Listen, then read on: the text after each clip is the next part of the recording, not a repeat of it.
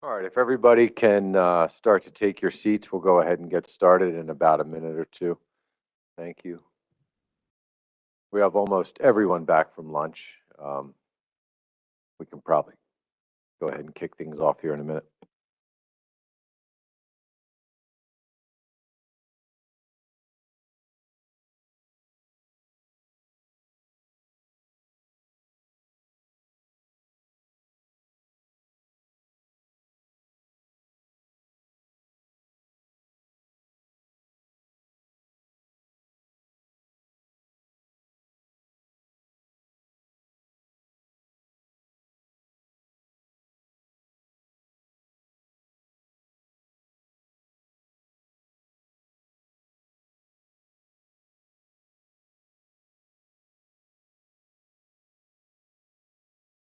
Okay, welcome back from lunch, everybody. It's about 10 till 2, so I'd like to get started with this afternoon's agenda. We're going to go ahead and start with a presentation from Jeff White with ACCSP, and Jeff's going to be giving us an update on Atlantic recreational data, the implementation plan. So it's good to see you, Jeff, and the floor is yours when you're ready. Thank you, Mr. Chair. Thank you, everybody, for having me here. I'm excited to present the joint release of the Atlantic Recreational Implementation Plan jointly with MRIP. And today I'm going to cover kind of three main areas: the development process, the priorities overview, and a little bit of a current status on the top three priorities at least. And I do intend to keep this short and allow a bit of a time for questions. I can get the slides to progress here. There we go.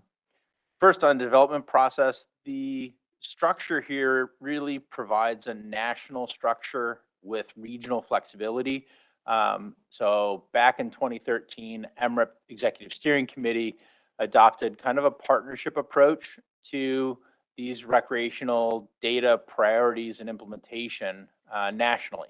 And so the three different roles are up on screen. I won't read all of it, but essentially MRIP provides the survey design, the estimation, and the funding across all of these surveys.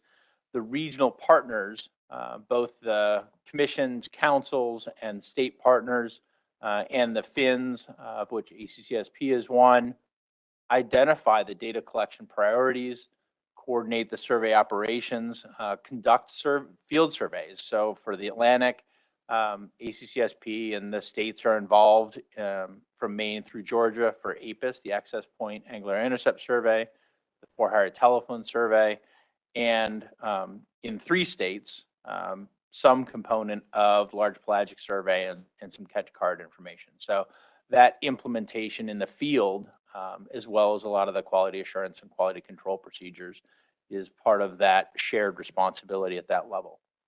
And then the third branch here is really the 8 regional implementation teams responsible for publishing these implementation plans that are being shared with you all today. And that really helps bring together all the different agency priorities, needs, sum it up at a regional level, and helps MRIP look at things at more from a national level in this approach. So getting down to more of the regional plan development, what is supposed to be in these, and what has been the role in the development of this particular plan. So these are intended to be developed every 5 years, more frequently as allowed, but given the longer range planning of the activities in here, 5 years is what most of the regions have been doing. Not only setting what the data needs and informational needs are, but identifying, prioritizing, and estimating the costs associated with with addressing those data changes.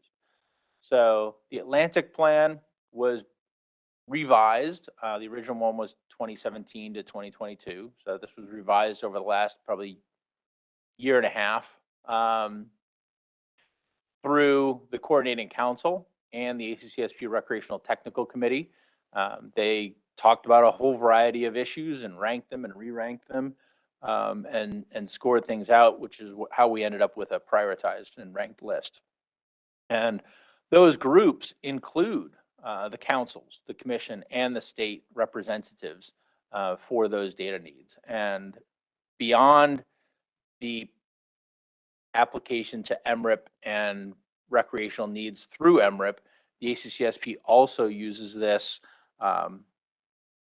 to inform our annual funding process. And so the recreational plan here is utilized by MRIP, but doesn't have to be only directed at things that MRIP should address. And so it relies on these strong partnerships to present common themes for funding and data collection design efforts. And just want to point out, this plan would not have been possible without the council staff, without the state staff, and the commission staff that have contributed to it. So appreciate the efforts that have been put into this over the last couple of years. And because it's tied to future developments, I would encourage the council and state member partners to use this mechanism to focus our collective resources on pilot projects and other developments that are of interest, both through the ACCSP RFP process, but also just kind of through these explorations. It's set up as an intentionally mutually interdependent structure. So each, MRIP relies on the regions to do things. The FINs and the state partners doing the conduct rely on each other, and the councils are in this as well. So appreciate your input on those things. Jumping right into what are the current priorities in the plan. I'm just going to kind of touch on these briefly. So the top three were in the previous plan. Improving precision and presentation of MRIP estimates. I'll come back to its status in a little bit. Comprehensive for-hire data collection and monitoring. So improved recreational fisheries discards and release data. Improved timeliness of recreational catch and harvest estimates. Expanded biological sampling for recreational fisheries. And the lowest item is in green because that was kind of a new one for this particular plan, which was improved in-season monitoring. And throughout the development, one of the items that was identified and discussed was the use of citizen science. And considering the top 6 items here are really data and information needs, and citizen science was identified as a tool that may be useful for supplemental information. So each of these priorities are more fully described in the document, in the materials. I won't go through them in a lot of detail in the presentation, but the use of citizen science could be used to inform things like more information about discards or more information about biological releases. But a lot of the estimate and other areas that are part of the core surveys really need to be probability-based sampling and continue that statistical rigor that MRIP is known for. I wanted to touch on some of the status of the top 3 at least. So the first priority was improving precision. A couple of items have happened here, and while and it was intended to be kept as the first priority, because even though there's been a lot of activity, we're looking to see how that plays out in the data over a couple of years. So improving precision was a high priority nationally in the first round of implementation plans. And through the Modern Fish Act, NOAA identified about $3 million of that $900,000 per year for the Atlantic coast to apply to APIS sampling. And that resulted in about 2,200 more sampling assignments per year on the Atlantic coast. And again, that's Maine through Georgia. Florida recreational sampling is handled by the Gulf States Commission.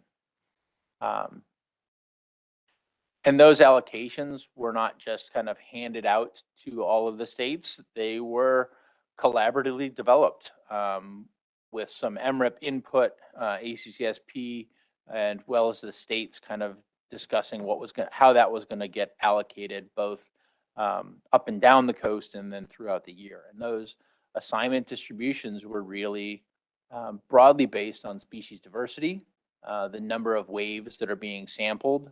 So for example, the northernmost states, Maine and Massachusetts, or Maine and New Hampshire, don't sample in wave 6 or wave 1 and wave 2. So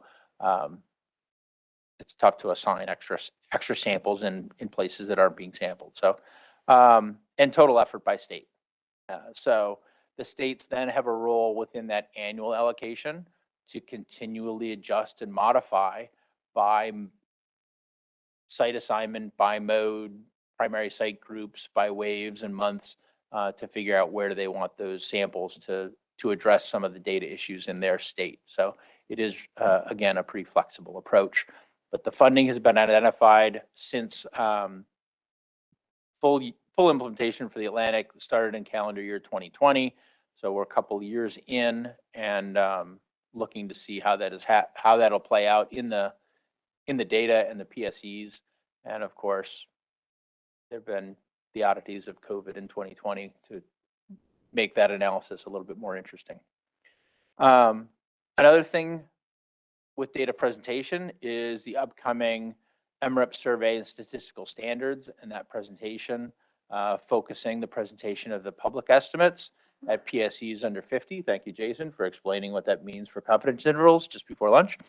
And also to provide kind of annual estimates and part year cumulative estimates. And by pooling those samples, it tightens up the measures of precision around the estimates.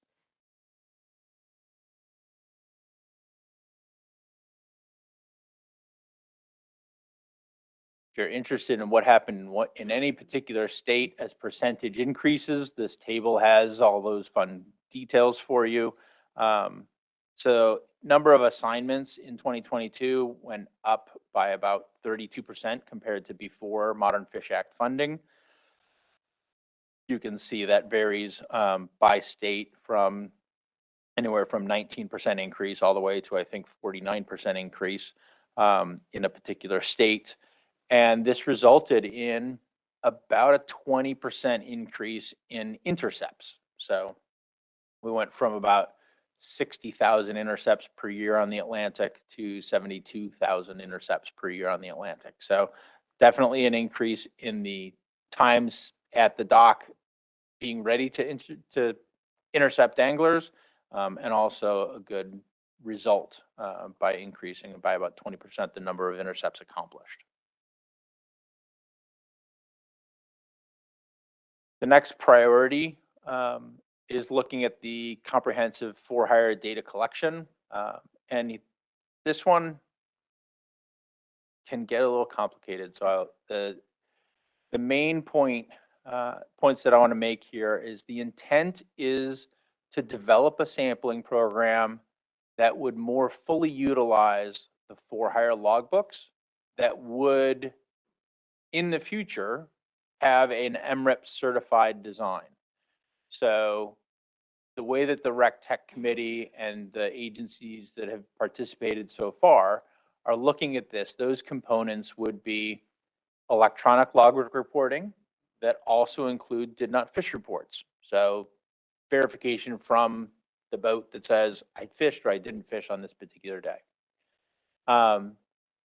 Using the APIS as the dockside catch validation survey, so fiscally efficient using that in place, and using an estimation method, which is a difference-based estimator that was looked at in a pilot done in South Carolina in 2016, which uses both the logbooks and the APIS intercepts to really look at the amount of information and the results of that pilot project, and the math associated with it came out to say that by using APIS intercepts and the logbooks, it provided tighter confidence intervals and better estimates overall of both effort and catch.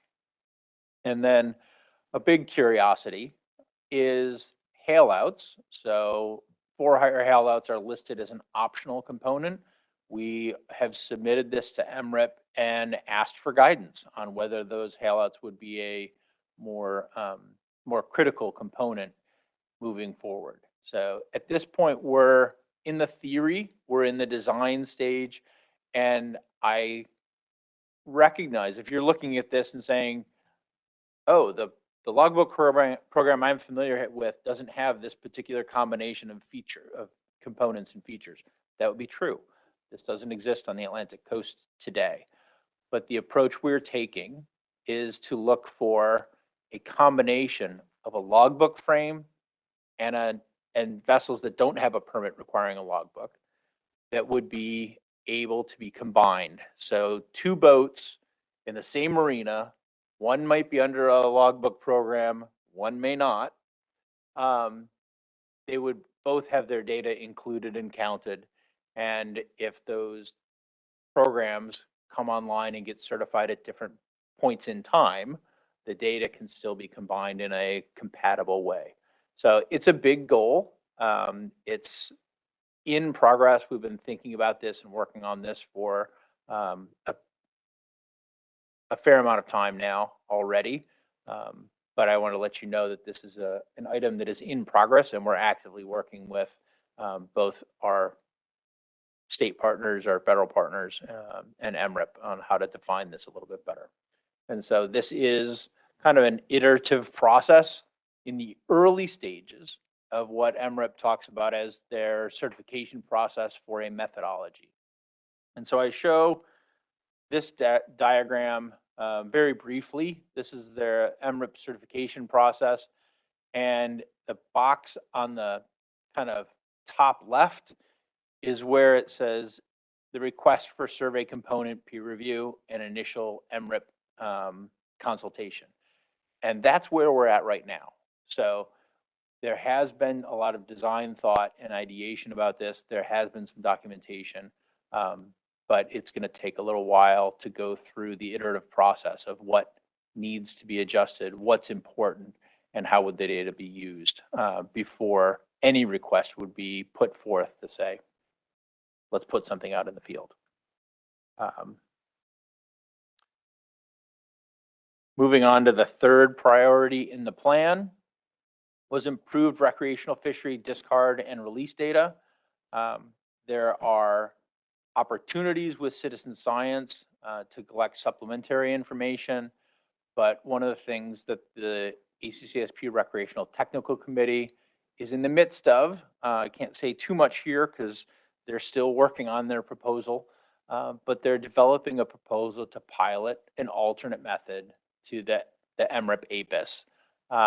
And it might just be a tweak, but it's the idea of a pre-notification. So anglers know that they've been selected to keep track of their releases on that particular trip and submit it.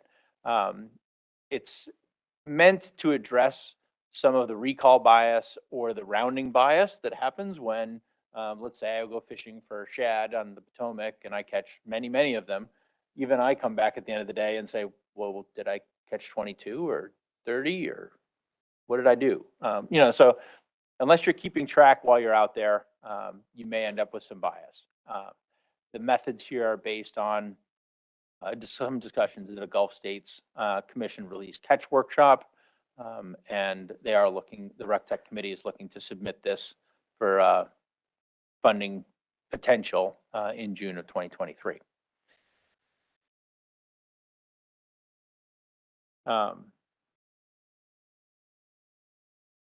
With that, I'll just put the whole list back up here. I will end on the note of opportunity for other partners to bring forth ideas or develop a proposal to address additional data needs that are in this list, either through an MRIP process or through the ACCSP annual funding process.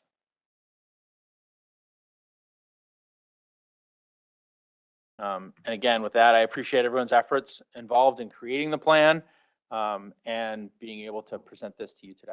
And I pause and ask for questions. All right, thanks, Jeff, for the presentation and information. I'll ask the council if anyone has any questions or comments they'd like to provide at this time. there anyone around the table? Yeah, Mike Penny.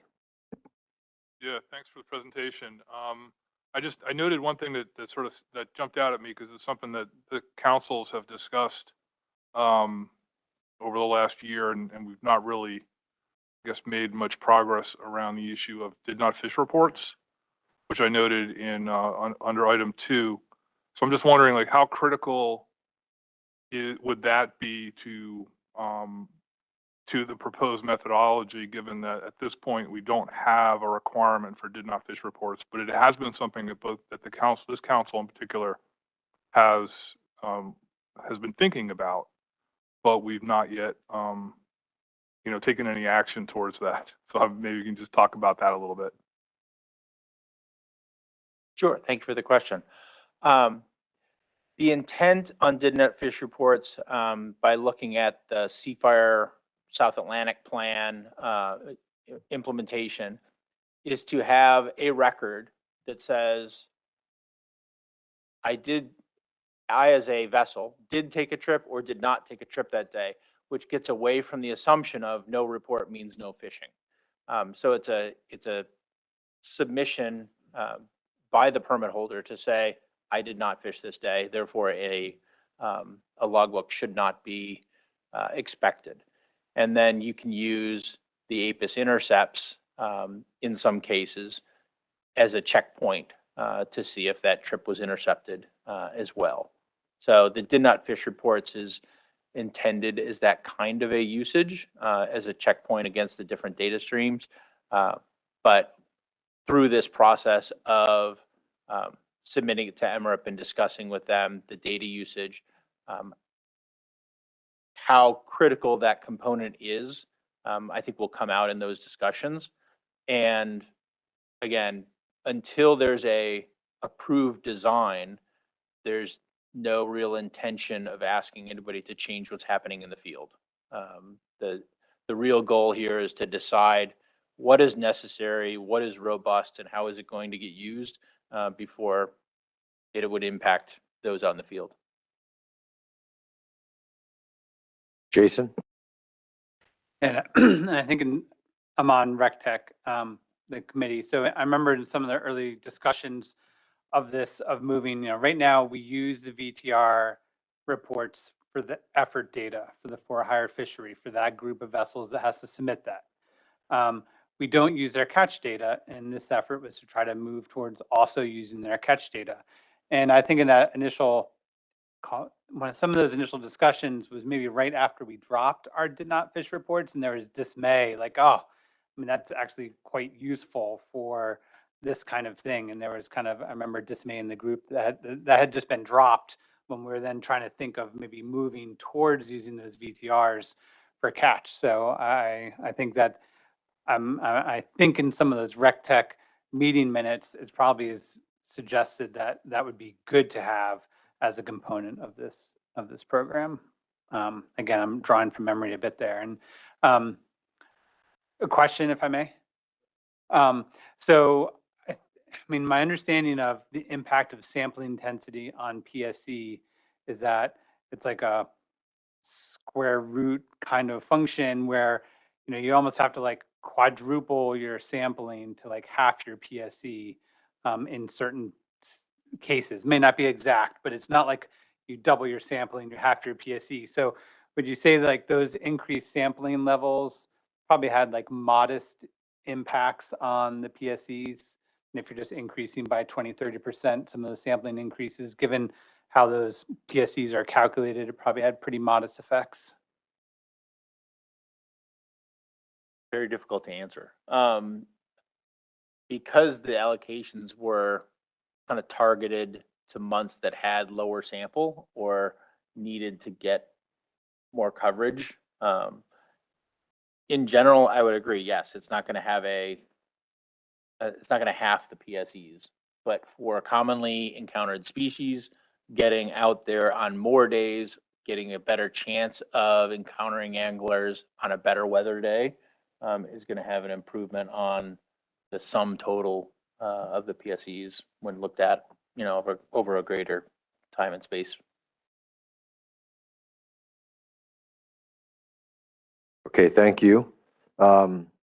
Next, I'm going to go to Rick Bellavance. Rick is sitting in during this afternoon session as a member of the New England Council and the liaison for Eric Reed. So, Rick, go ahead.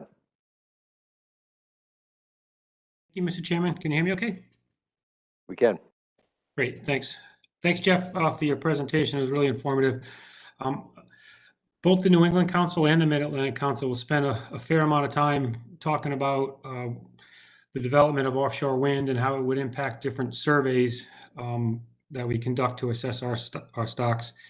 And one of the ideas that's in its infancy and starting to bubble up a little bit is the concept of a recreational study fleet. And part of that study fleet would be clearly collecting different data fields than we would for our vessel trip report.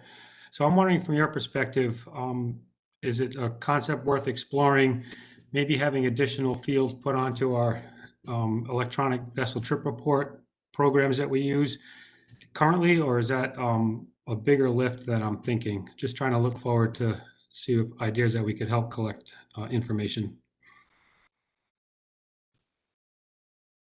I think it'd be good to talk about that more deeply offline. Adding fields, the safest E-Trips program allows states to add additional fields, but that's a little harder to do by particular vessels and study fleets. And so what would those fields be? How would they be used? What's the benefit broadly are some of the questions that I would have. But again, that's probably not for during this meeting. But I'd love to talk to you about it more. Thank you. Okay, yeah, thank you. Okay, thank you. Chris Batsavage. Thank you, Mr. Chair, and thank you for the presentation, Jeff. On the first priority for improved PSC of the catch estimates, I think you touched on this in your presentation, but in reading the report, it states that historically efforts to reduce PSC have primarily focused on increasing the APIS sample size. However, ACCSP recommends that future resources continue to focus on targeted sample and design changes, alternative estimation approaches, and methods to optimize sampling effort to reduce the PSEs. I guess I'm trying to understand what that means, as opposed to just get more sample sizes in general. Is this trying to say, like, be more strategic in terms of allocating your assignments and your samples? I'm just trying to get an understanding of that, and then I have a follow-up question after that. Yes, it is all about the allocation. How many get identified as primarily for hire sites, primarily private rental boat sites, or shore sites. And so while shore fishing is good to evaluate, the largest numbers of fish that are brought back come from the private rental mode. And so allocating samples towards that mode, or in particular months or particular state subregions, may gain more benefits than doing a flat distribution of every type of assignment gets 5 more per month.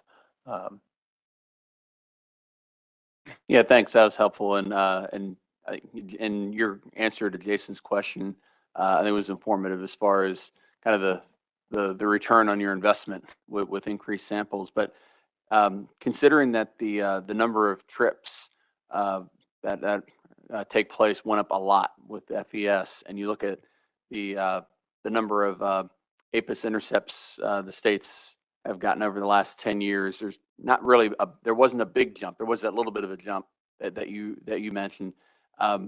Is there still some value, just besides what you said, just trying to be more strategic, but just value in getting more APIS samples in general, if the money was available for the different states to help improve these PSEs, knowing that it's more complicated than it seems, but the PSEs are still a little frustratingly high in some cases, especially at the state and regional level. Thanks. Definitely yes, and there are several states, North Carolina included, that add additional sample with state funds to APIS, which plays a pretty good role in what happens. So more more assignments, more sample is definitely better to address capturing what's happening out in the field. And, one of the other things, maybe not directly related, but we were talking earlier about having long-term staff, either as full-time or seasonal staff that come back, that know the survey and kind of are able to accomplish more intercepts per 6-hour assignment because they're skilled at that task of interviewing somebody and capturing the information.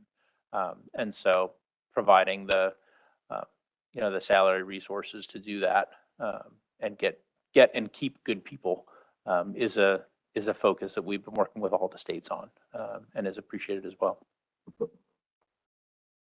Okay, thanks. Dewey? Yeah, thank you for your presentation. And I wanted to focus particularly on rare event species and the PSEs.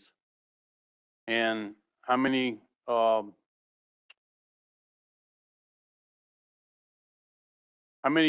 millions of dollars would it take to increase the sampling size to be able to get rare event species, particularly we'll say blue line tilefish, snowy grouper, golden tilefish, particularly in the South Atlantic. And just curious about how, when we look at the PSEs, and maybe I'm too wrapped around that axle of when I look at the PSEs and they're always 70 or 60 to 100% every year. I'm wondering, how do you make management, or how does it spit out something to do a stock assessment and all these other things? And still, I've never seen no page or answer. It's always a work in progress. And I look at the historical part of allocations, actual allocation of fish between two sectors, and the effects that it has with these PSEs, or just allocation of fish. And I wonder if simply going down the same direction with these rare event fish by using MRIP is the right way to go, because MRIP's not made for rare event, pulse fisheries, PSEs, and all these other things. And it just seems like, when you just talked about having personnel who's been there year and year, because I had an interesting, I won't get off on that, but so I'll be quiet and wondering if what you would have to say about that, because I watch particularly in some fisheries I'm involved in the South Atlantic, and I just I see the frustration from the commercial industry of we're getting robbed because the quality of accounting for the catch is nowhere near the same that's being done. And how's that going to improve, or how do you see it? And one last question. What's your thoughts on MRIP not producing estimates for public over 50% of showing that to the public? I find it just untenable of transparency, and why that won't be done. That's a lot. I tried to take notes. Let me see if I can get them all. How many millions of dollars? Well, I think you almost got to that for it. For why tilefish, maybe the answer isn't more sample for MRIP APHIS. Tilefish are, as you know, those trips come in at odd times of day. They're harder to get in their timing of when they get out, and the general survey isn't really designed to catch that or to intercept those particular kinds of trips. And so maybe an alternative design is an approach that would work better for some of those rare event species. And MRIP has discussed that as an opportunity. But I think right now it hasn't been the top priority yet. The peer reviews for the for-hire survey, the peer reviews for the large pelagic survey, and some changes to those pieces, I think were in the pipeline before the addition of looking at the rare event species. Some of the questions about quotas and allocation and commercial versus recreational, I would ask what part of that is an MRIP and what part of that is an assessment and management style choice. I don't know that answer, but I'm not sure it's all on MRIP and the data. And then the viewpoint on MRIP not presenting PSEs over 50. We actually had a workshop and discussed different fields of government data and where cutoffs for presentation exist. I think it was healthcare and some other industries that cut that off at 35% PSEs to provide information that is reliable and useful. I think the 50% has been a guidance that MRIP has given for a very long time to say estimates above that are unreliable, as Jason presented and pointed out. An estimate with a 51% PSE could be zero or it could be twice that estimate. And to guide people's expectations and interpretation and use of the data, aside from that point estimate, the intent is in the right direction. And the studies that I've seen about other statistics and presentation, MRIP has chosen a level that is higher than other industries have chosen to present, meaning PSEs of 50 higher than the 35. So I think it has utility. I think it may cause some challenges for those performing stock assessments with needs to take action, but there's still availability of the raw data to look at that and perform the assessment and management functions.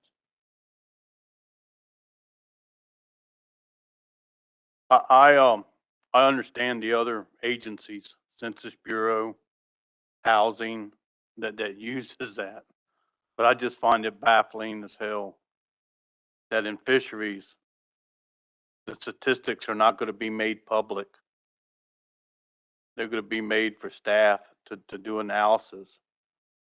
And when you talk about stock assessments and maybe the modeling or procedure, you got to have some number from the recreational industry. You got to have some number that you got to put in there of what the recreational industry called for a stock assessment. And it's not zero. And so when I look at snowy grouper numbers, and not to dwell on that, but just it's baffling that you know it's not changing or it's not getting fixed, and you can't even do a 3-year average because all of them are 50, 60, 70, 80, 100%, and but still not having the transparency to the public is probably the biggest thing that I have a hurdle with. And all of us around the table, you know, the public looks at it, and there's no reason for the agency to be hiding the numbers. This seems like an excellent opportunity to recognize the 3 roles I started my presentation with and hand it off to Catherine Pavakakis, who has the next presentation. She has points that I think will answer this.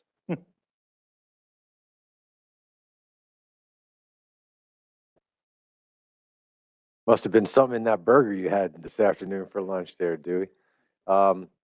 Before we move on to the next, I just want to give the audience and our public an opportunity. I've got 2 hands in the audience, so I'm going to stick with those 2. We'll start with James Fletcher, and then Greg, I'll come to you, and then we'll switch it up, Catherine. James?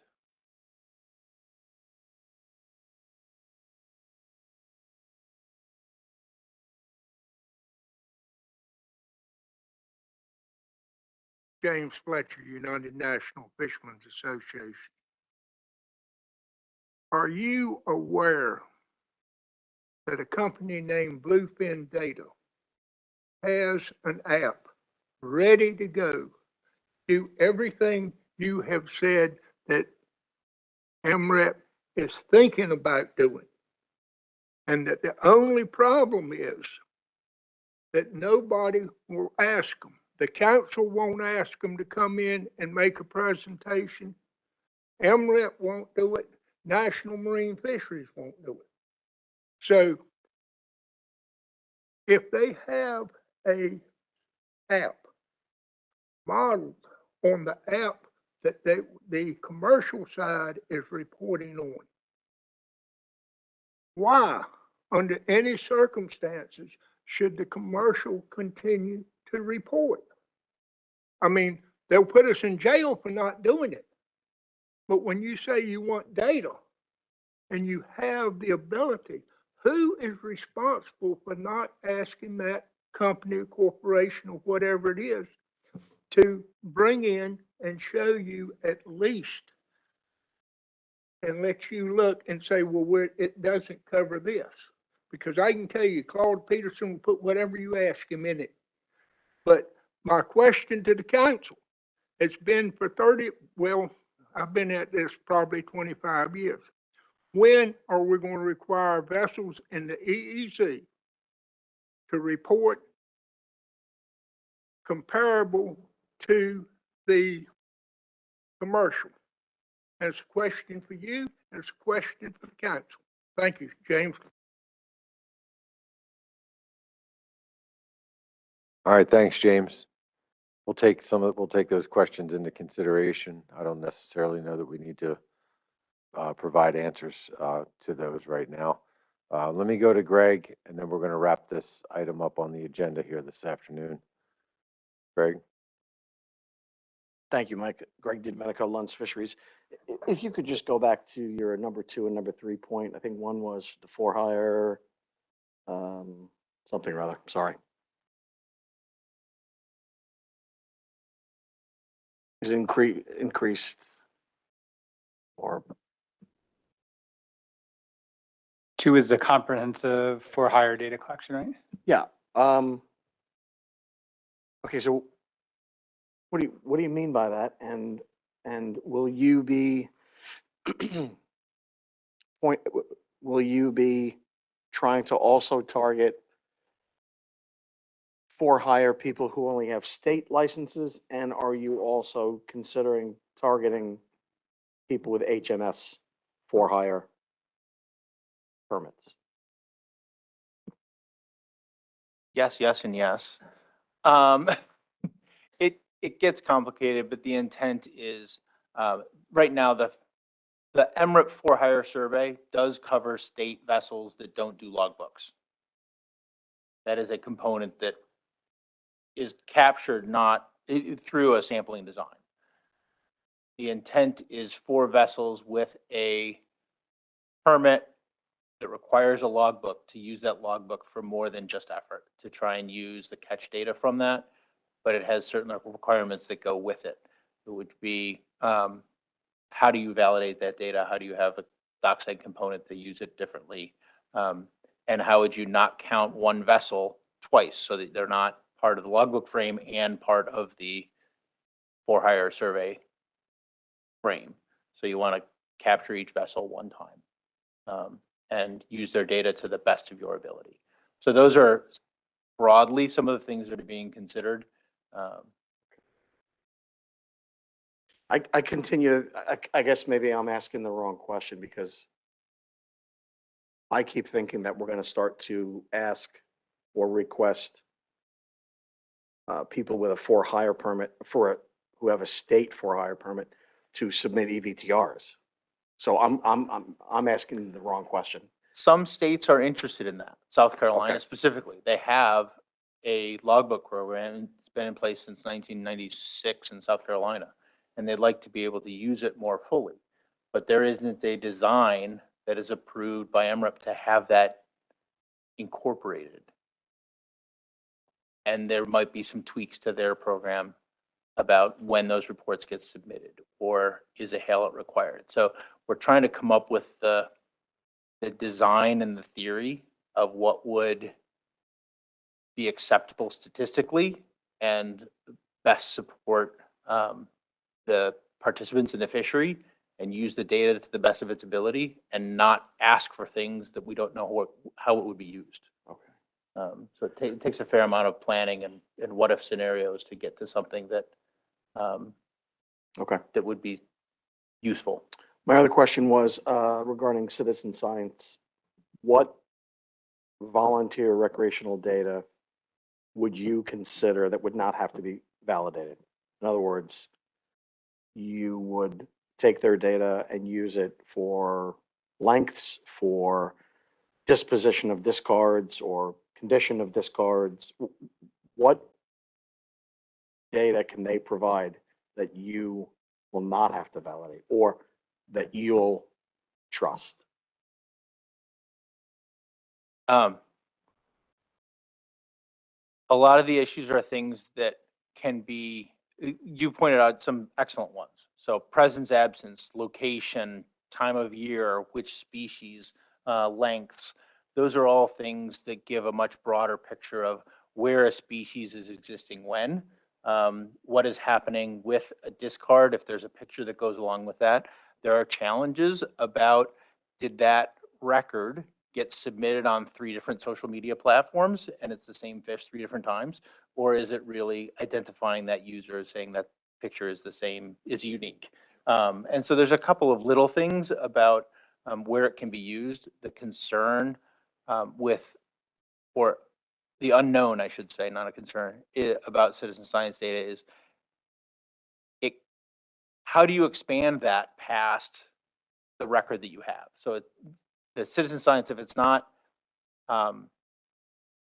probability-based sampling, if you're self-selecting what you're going to submit in, there's no way to expand that to the whole state, coast, region, et cetera. And so that's the balance between what can citizen science provide to supplement and help the probability-based sampling that MRIP does and that others do, that says, here's a population level estimate. All right, thank you, Greg. Thank you, Jeff. I appreciate it. We're going to stay on the MRIP discussion, but I'm going to turn things over to Dr. Karen Papakostas. I'm sorry, Catherine. Do you want to, what's that? I took my glasses off for 30 seconds and that's what happens.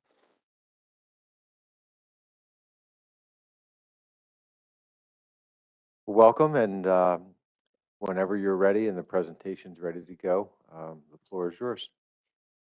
Thank you. Yeah, thanks for the opportunity to come talk to you about what we've been up to lately. Yeah, for those of you that don't know me, I'm a new program manager working with NOAA Fisheries in the Office of Science Technology with the Marine Recreational Information Program. Today I'm going to be talking to you about a couple of things. One is our priorities for this year, both programmatic and some of our research priorities. And then I'll launch into an update on 2 reports that we just submitted to Congress related to the National Academy's several reviews related to MRIP and also related to in-season management. The first is a progress report that we're required to submit to Congress as part of the Modern Fish Act. It's a requirement that we submit biennial reports to them about our progress towards addressing the recommendations from the 2017 National Academies Committee to MRIP. And then the next one is about the recent study, and we actually have a committee member on the council here today, so she'll be fully aware of what we'll be talking about here with the National Academy study on 2021 that they completed in December 2021. So launching into some of our priorities. A top priority, you already heard about this a bit with Jeff's presentation about the regional implementation planning. As he mentioned, MRIP has regional implementation teams in all ranges of the country that generally consists, they're led by the fishery information networks, and they generally consist of representation from the states and territorial agencies and in areas where we have territories, the commissions, the councils, and the agency, and so kind of gets all the key players to work together to help identify regionally specific data collection needs and help inform the priorities of the program. So every region this year is completing an update to their plan. Alaska completed their first one last month, and as you heard, ACCSP completed theirs this past month as well. Relevant to this region also, we have an Atlantic highly migratory species regional implementation team, and they have a plan in development as well, and they specialize on HMS issues. Yeah, they're in the process of writing their plan. That should be ready later this year. Another priority is we continue to prioritize completing MRIP certifications for state and regional and federal recreational fishing surveys around the country. Just as a reminder for anyone that isn't aware, certification essentially means that an independent peer review has found the method to be a statistically valid approach to meet survey objectives and provide estimates. And when a program is certified, it's eligible to receive funding from NOAA Fisheries. And so we have a lot going on the West Coast, but relevant here, I'll focus on the East Coast today. And so there was a recently completed for-hire survey certification. That's our for-hire effort survey. The methods aren't going to change yet until we want to kind of, there's a number of different for-hire reporting programs that are in development. You heard a little bit about ACCSP's for-hire logbook survey that they are seeking certification for. And we ideally don't want to shift for-hire survey methods without having a better idea of what the state of play for the for-hire survey system is going to look like, because we want to coordinate those. So in progress, ACCSP's logbook survey, we received their documentation just within the past couple of weeks. The next set of documentation, because they submitted another one last, I think it was over the summer, and there was been some iterative back and forth to try to make sure it's complete enough for the peer reviewers to be able to evaluate the methods. And then we're progressing on the large pelagics survey certification. The large pelagics telephone survey, which is the effort component of that survey, has been peer reviewed. And the intercept survey, the part that collects catch rates, documentation is being prepared. We're still working on the redesign for that intercept survey, and that will be completed this year. So certification will likely be sought, later this year or early next for that survey.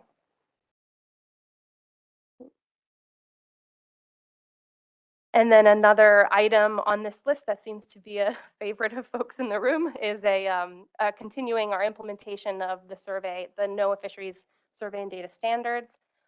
These standards were established back in 2020. So on this slide, there's 2 standards, but the standards are a set of 7 standards that cover a broad range of survey statistical concepts. And the intent of them is to guide the design and improvement and quality of data produced by recreational fishing surveys, both the federal surveys and then other surveys around the country, to kind of try to hold all the surveys to a statistical standard, and to facilitate a smooth transition to these new standards.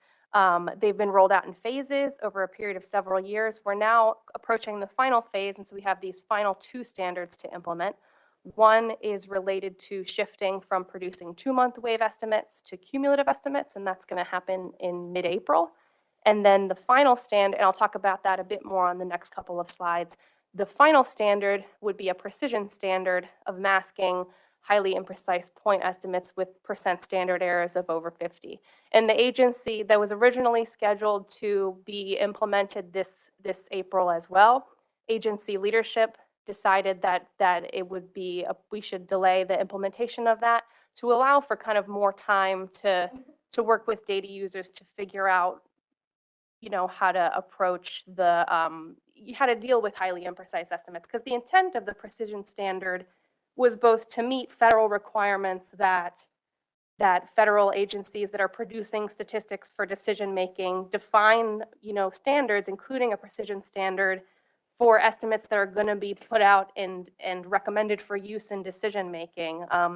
And so, but also it was to create flexibility for data users so that, you know, there's room to pursue some alternative analyses.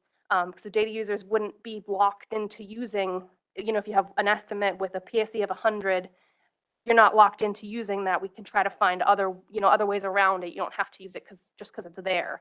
But the hard part is figuring out, well, what's the alternative? And I think that that's going to be the focus of this next year. We're going to be working really closely with our science centers to start to begin to develop some form of a data use decision framework for when you're dealing with highly imprecise estimates. And as soon as we begin, we're right now in an early stages looking at various data aggregation techniques and looking at different scenarios in the catch time series that impact assessments, and trying to kind of come up with a framework for where to go from here in light of this new precision standard. And we'll certainly, as we begin to progress, we'll certainly start to, you know, loop in all the councils, of course, to try to get all the input that's needed to make this a useful framework moving forward.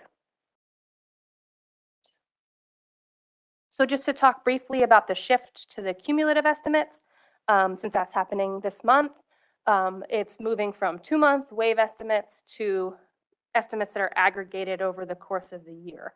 And it's really a statistical reason for wanting to do this.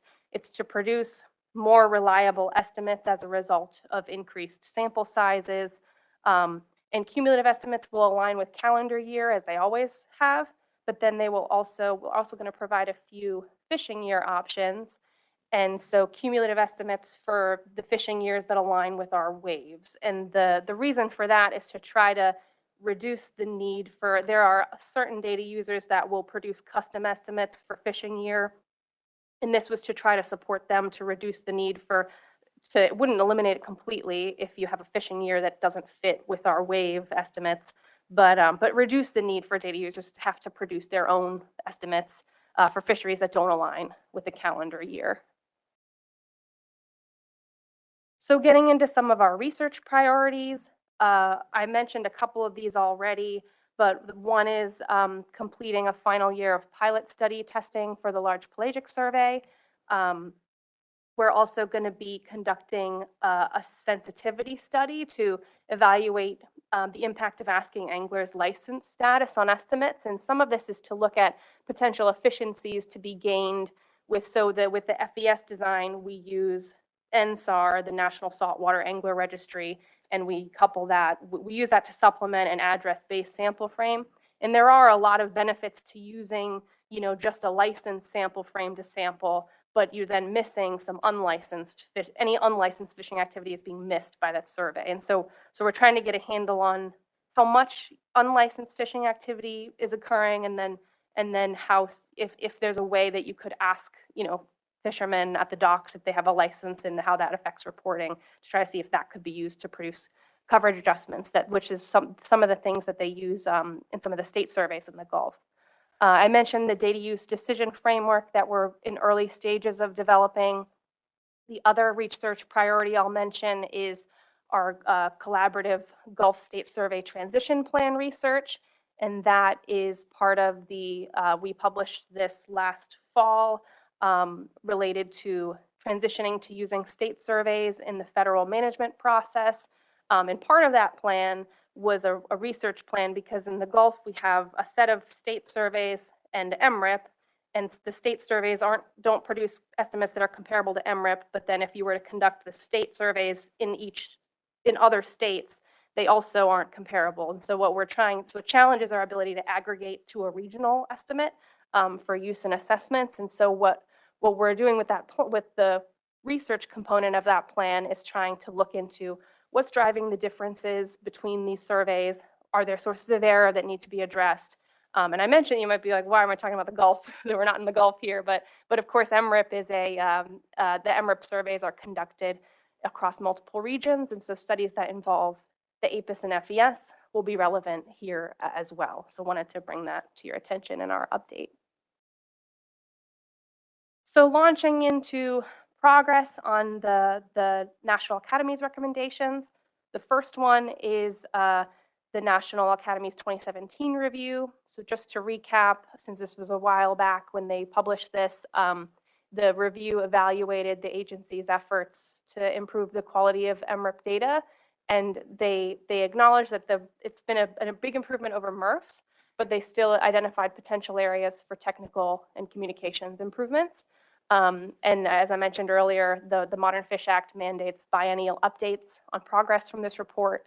Our first report was transmitted to Congress in 2021, and so now it's 2023, and we just submitted, or the second update, or the first update was submitted back this past month to Congress. So just to provide a few highlights, overall, the 2017 recommendations, MRIP has addressed or is actively addressing all of them. We've taken them all very seriously and continue to work through some of them.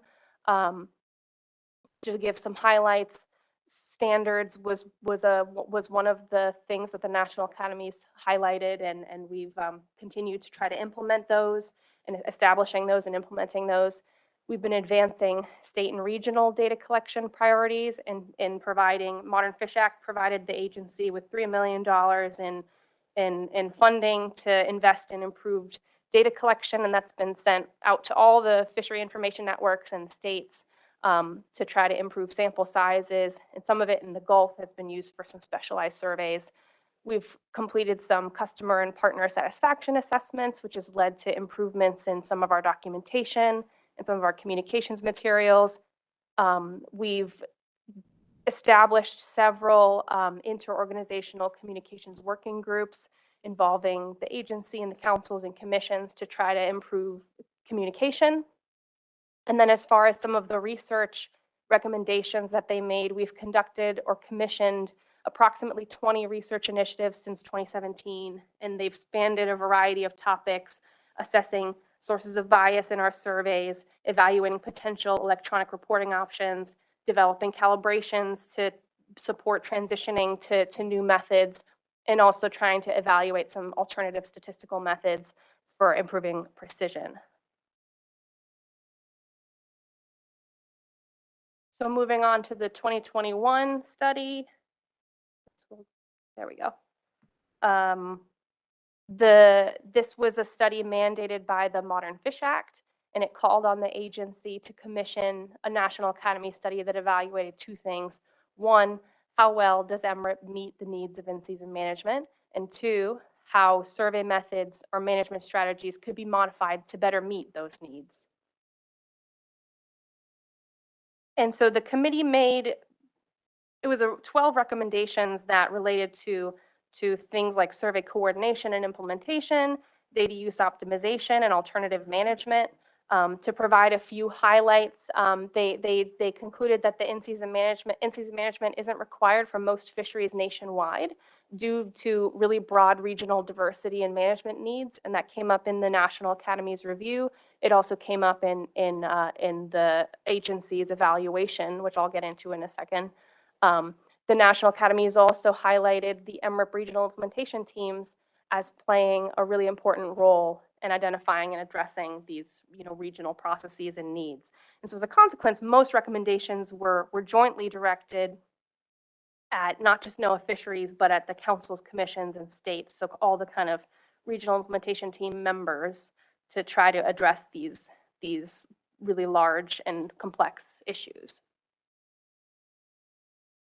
So because of the broadness of the recommendations, we didn't want this to just be MRIP staff writing this report. We wanted this report to, this response to incorporate, both national and regional perspectives, but also federal and partner perspectives and capabilities and needs. And so we basically sent out a questionnaire asking folks to evaluate the recommendations and get their perspective on them. And synthesized all of that when we got it back. We conducted an internal NOAA fisheries evaluation, and then also leveraged the Fisheries Information Network. So ACCSP, Jeff personally graciously facilitated review of this region to try to incorporate those needs and capabilities into our response. And so in total, we had input from across the agency, and then input from 19 partner organizations, representation from all regions, and that included 2 Mid-Atlantic states and also this council. So thank you very much for your input, and we tried our best to make sure that the report reflected that input. So in our evaluation, NOAA and our partners identified that all the recommendations in this report had been at least partly considered by the agency or by partner entities, where in regions that have the most in-season management needs, certainly with opportunities to build on our existing efforts. We generally supported pursuit of many of them, noting that different regional management needs necessitate different approaches and response. So on the Atlantic and Gulf, those were the areas where most in-season management team needs were flagged. In the other regions, in Alaska, West Coast, Caribbean, Pacific Islands, they flagged in-season management as kind of a need, not as big of a need there as it is on the East Coast and the Gulf. So just to try to summarize, the National Academy's recommendations covered, and so I'll put I'm trying to go through the whole report in one slide, so apologies for the brevity and crowded slide. But so the recommendations, I've been them in color coding, if you can see that. Just trying to draw your attention to different ones that and who they were directed to. It doesn't mean they're set in stone. It's just how the National Academies framed them. So the blue was kind of directed at MRIP and the states and commissions specifically. And then the yellow was directed at NOAA fisheries and the councils. And then green was kind of the full coalition of partners in the recreational fisheries management enterprise.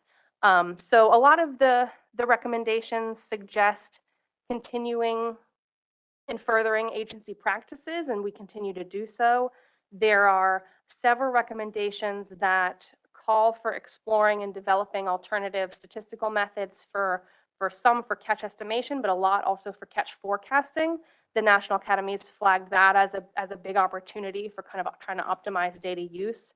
And so in the regions where in-season management is considered a high priority, we want to explore some of these methods on a regional basis. A number of the alternative management strategies. So the Science and Technology, our office co-wrote this report with our Office of Sustainable Fisheries, so our management side of the agency, and their conclusion was that a lot of the recommendations are available at present, and so as far as management recommendations, and so wanted to support the councils in trying to explore relevant, the alternative management strategies that are relevant and that you're interested in and that are feasible. So I'll mention just finally that the time that was allotted by the Modern Fish Act to produce this report allowed for we got some really good input from everybody. There'll certainly be a need for everything. It's very complex, and that's certainly not something that just MRIP can carry, implementing all of these, since a lot of these are beyond MRIP's scope. So I think a lot of continued collaboration and coordination and discussion with the councils and what is most valuable for your needs, I think will be really important conversations moving forward. So that's all I have. And hopefully I didn't blab for too long, but thanks for your attention, and I'll take any questions if there's time. Yeah, Catherine, thank you. Yeah, great job. You didn't take too long. We have plenty of time today. So let me look around the table. Are there any members of the council that have any questions for Catherine? Tony? Just one quick question. Thank you, Catherine. Do you know what the expected turnaround time is for the custom requests? I know that the state and commission scientists will need to be using them, and we're just trying to think how much lead time we'll be needing to make those requests. I'm sure it depends on it, but just on average. Yeah, no, that's a great question. I think I think it says it on the query tool. They're usually, it's the first requests we get, we work through them. It's usually a matter of weeks. I think, yeah, probably a matter of weeks. But if it's going to take longer, we would communicate with you and let you know for sure. Okay, thanks for that. Michelle Duvall. Thank you, Mr. Chairman, and thanks, Catherine, for a great presentation. And, just want to express my appreciation, having been a member of the 2021 committee for the efforts that the agency has made to, try to provide more educational materials and opportunities, I think, for stakeholders. I think the seminar series, like the data user seminar series that you all have been doing, have been great, and I'm glad to see those being posted on the agency's website as resources for folks who are not able to necessarily attend those online. One of the questions I had just in looking through the full report to Congress with respect to some of the recommendations were, I think, with respect to using ancillary variables, and I think it was noted in there that some of the states in the Gulf are using ancillary variables already, and some of their forecasting that they're doing. And so, I'm just curious, like, how is a program looking at trying to take some of the lessons learned from what those states are doing and regions are doing? How are you sharing that knowledge, I guess, maybe more broadly? I think clearly the Gulf has a little bit more experience with some of these, stickier issues with respect to trying to forecast catches, sort of all wrapped into some of the calibration issues that are dealing with out there. But, I think we just want to make sure that as these things move forward, there's the opportunity and that for other regions to benefit from that experience. Yeah, no, that's a great question, Michelle. Thanks for that. I think so. Yeah, I mean, in developing this report, it led us to coming to this pretty comprehensive inventory of all these things that are happening all over the country. And so hopefully this report in and of itself, it's not going to solve all problems, but it can be a resource to see what's happening in other regions and try to, and yeah, I mean, we have like the MRIP regional implementation teams that have all the players from each region, but trying to get cross-region sharing will be a big thing. And I think we're kind of starting with this report, but then also, at least the things that are within MRIP scope, we're trying to come to these council meetings and come and kind of engage and get that kind of cross-regional information sharing. I think a lot of the content that we try to put on the web also is trying to information share. There's opportunity, I think, at some of the council coordination committee meetings. There may be opportunities there as well to try to make sure that people are aware of what's going on and take advantage of all the lessons learned. And so just a quick follow-up, I guess. So right now, there's not necessarily a process in place for a regular cross-regional communication among the implementation teams. Is that correct? Okay, thanks. We have a regional implementation council, which is the team leads of all the regional implementation teams, and we do bring them together periodically. I think it's at least once a year to try to share information across regions. So that is another opportunity that MRIP has to try to share information across the teams. Yeah. And I think that's what I was getting at. I mean, obviously communicating all of the stuff to councils and council members and to the commissions is really important. But I think on the more technical level, it's really important to have that cross collaboration among the implementation teams themselves, because that's really where the work is getting done. Thanks. I'll come to you in a second, Tim. I've got a few folks online. Well, they're here, but they raised their hand online. Let's start with Chris Bat Savage, and I'll go to Scott Lennox, and then Tim, I'll come down to you. Go ahead, Chris. Thank you, Mr. Chair, and thank you for the presentation, Catherine.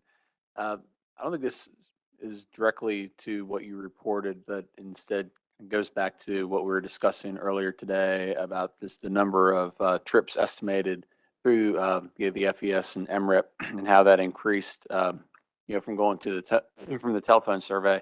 And I thought I remember it was a presentation Dr. Cody gave to the council and probably ASMFC too, about a study to, I guess, maybe ground truth or look into into the number of trips estimated through FES, I guess, to make sure there's no, and there aren't any biases, which is like, a disproportionate number of avid anglers filling out the surveys or anything like that. Was there a report produced on that work? And if so, what did it include? Because I think there's still a lot of uncertainty by folks around this table and probably other tables as far as this kind of the true value of how many trips. I mean, I don't think any of us doubt that there were more trips than expected or occurring, but just is that magnitude what's really happening? Are we or are we just kind of chasing trips that may or may not be there? Thanks. Yeah, sure. Thanks for your question. I think from a statistical perspective, there you're not going to necessarily like this answer, but there's going to be every method that you use, even the best scientific method, is going to have some source of bias in it. That does with the development of the FES, we did. There was a lot of research in the development and trying to figure out how to design the survey. The survey is designed so that it's not just directed at anglers. It's framed when you get it in the mail. If you've received it in the mail, it's framed as an outdoor activity survey to try to get the non-fishing activity and the fishing activity to try to get at that. And we continue to kind of conduct studies to try to see what sources of bias there might be in the FES. We've conducted studies on, there's kind of three general classes, and Jason touched on them a bit in his presentation, of survey error that can affect the magnitude of the estimates. And that's the kind of key classes are coverage error. So when you think you're covering the full population and you're not, non-response error, when the people that don't respond differ in some key characteristics than the people that decide to respond, and then things like recall error and measurement error and that sort of thing. But we continue to evaluate. We know that there's concerns over the FES estimates, and we take those seriously, and we keep continuing to study. And if we find that there is an issue, we will correct it. I think it's a matter of evaluating it scientifically and finding a scientific way to, because it's not really the question that we ask is what's the truth. It's what are the sources of bias and how can we continue to chip away at those, which will then inherently, we're kind of thinking about it in a different way, kind of take away the different sources of error to get closer and to get more and more accurate. Jason? And I think MRIP has done a couple avidity bias studies and testing some recall with like going to a 1 month wave. So we can dig through. There's a database that has like all 100 studies that have been done through MRIP, and I think there are some avidity and recall bias ones in there. We'll dig them out and send them around. Okay, thank you. Scott Lennox? Thank you, Mr. Chairman, and thank you, Catherine. A quick question on the masking of the high PSE information. Once that's implemented, will that have any effect on the MRIP online query tool at all? And if so, what would that impact be? Yeah, so thanks for your question. I think so. The precision, again, it's going to be delayed to be determined depending on how fast the work advances in trying to come up with alternative kind of protocols. But the precision standard, it was never, so it wasn't going to, in data, and I know the criticism has been you're hiding data. And I think, hiding and masking, if you Google it, they're synonyms. But if you're talking about a database, we think about it really differently talking about data. Hiding, data is pretending it doesn't exist. Masking is showing that we produced an estimate. It's highly uncertain, and there's a lot of risk associated in using that. So it's kind of trying to communicate, the uncertainty in the estimate. And we've always in the MRIP query tool shown, percent standard errors that are over 50 in red. But if you're an analyst and you're just downloading, they're not looking at the query tool, they're just downloading data sets. And so they're not seeing red. they're just seeing numbers. And so trying to just shed light on that as well to just make sure that folks are aware of the limitations of the data when we, when and if we do proceed with implementing the precision standard. Quick follow-up, will the output still be the same? Will it still show the information that you're asking for with the PSE included? It will share so if you go to the query tool, there's a preview up there so you could look at it and see for yourself, but I'll try to, so it's going to be, it's going to show the data.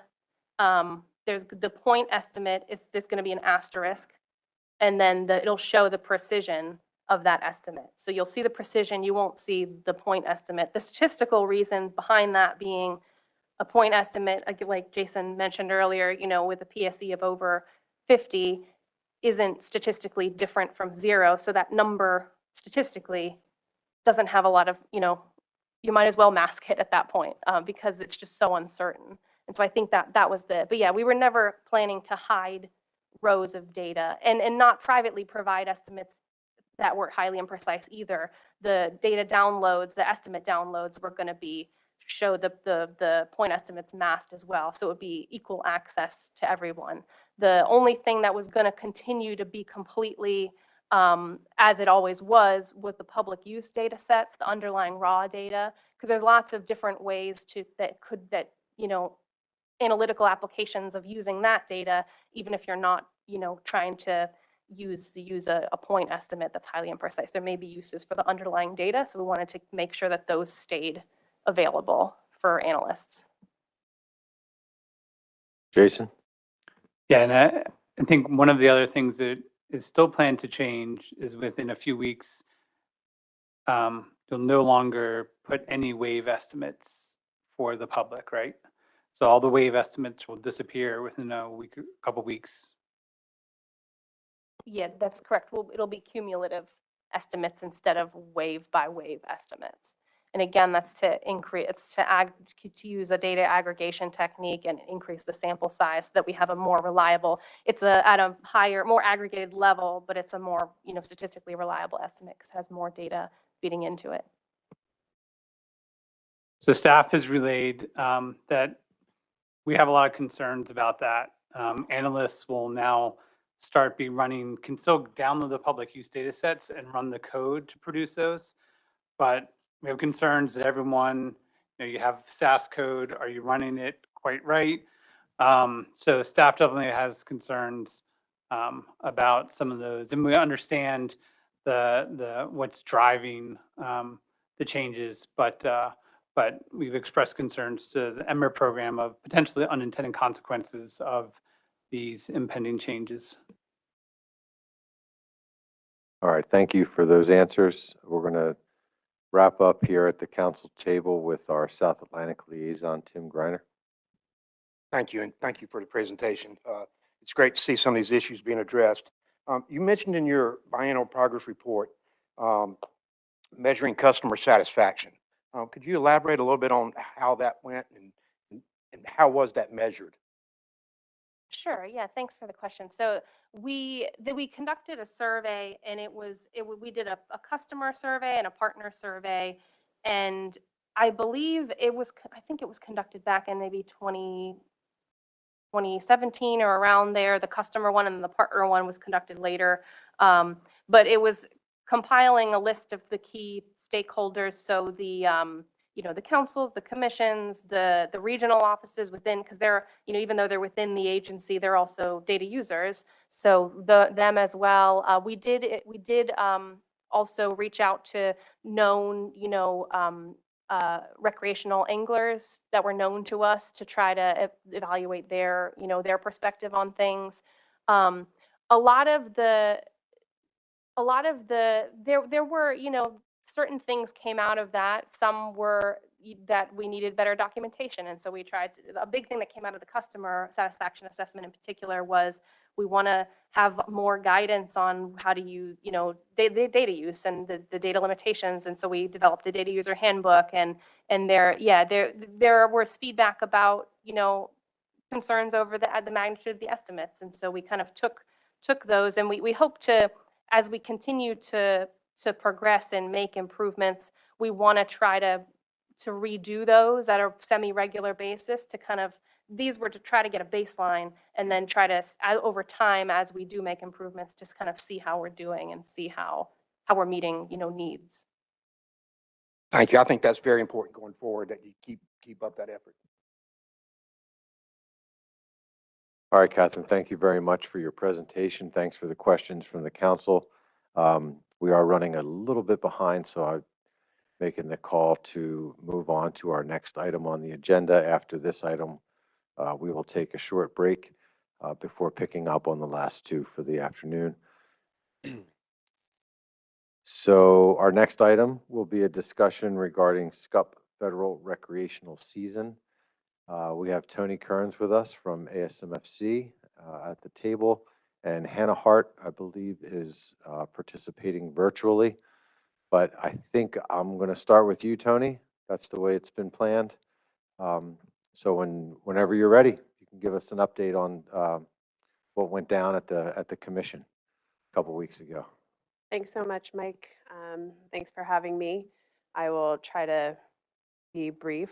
So today I'm just going to go over the background of what happened at the commission meeting when we discussed the 2023 recreational measures for SCUP, what the states have proposed for their measures, and our request to NOAA regarding the federal fisheries. So at our joint meeting that we had at the council with the council and the commission in December, as you all recall, there needed to be a 10% reduction in expected harvest for SCUP. This was based on the recreational demand model and using the percent change approach. The board and the council decided to reduce the federal possession limit to 40 fish and shorten the season from May 1st to December 31st, so closing the beginning part of the year. The technical committee used the recreational demand model to evaluate sets of proposed measures, and then the board reviewed those measures and approved those measures for the states. The states crafted 2023 SCUP measures as a whole, met the 10% reduction. The exact reduction amount varies between 9.5 and 9.6%, which is rounded to 10%. So for the measures that were approved, these are on two different slides, but for the northern states, the size limit ranges between 10.5 and 9.5. The 9.5 is for the shore mode, and the majority of the seasons are May 1st through December 31st, depending on the mode. The bag limit is a little bit different, as you can see. And then for the southern states, there is New Jersey has a set of regulations, 10 inches, and their season is August 1st through December 31st, 30 fish. And then Delaware South all have the same regulations, except for Virginia, which has a smaller possession limit, which has been in place for several years.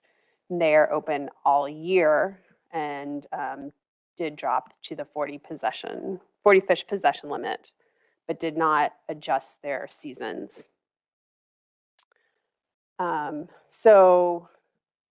When the board had their discussion about their state water measures meeting that 10% reduction goal, they were, some states wanted to be able to explore the opportunity to have a wave 1 or wave 2 fishery in 2024. And if we do move forward with the board and council previously approved closure of January 1 through April 30th, those states would not be able to have that open fishery in 2024. So the board had that discussion and voted to request to NOAA Fisheries to reconsider that federal closure. It was not a unanimous vote. You can see the vote count up on the screen. It was 6 in favor, 3 against, and 2 abstained. The council did receive a letter from the state of Massachusetts expressing why they were opposed to this. I can answer questions about that, but, and we will be sending that request to reconsider that closure when we send our conservation equivalency letter to NOAA Fisheries tomorrow. And that is all I have. I can take questions if you need it.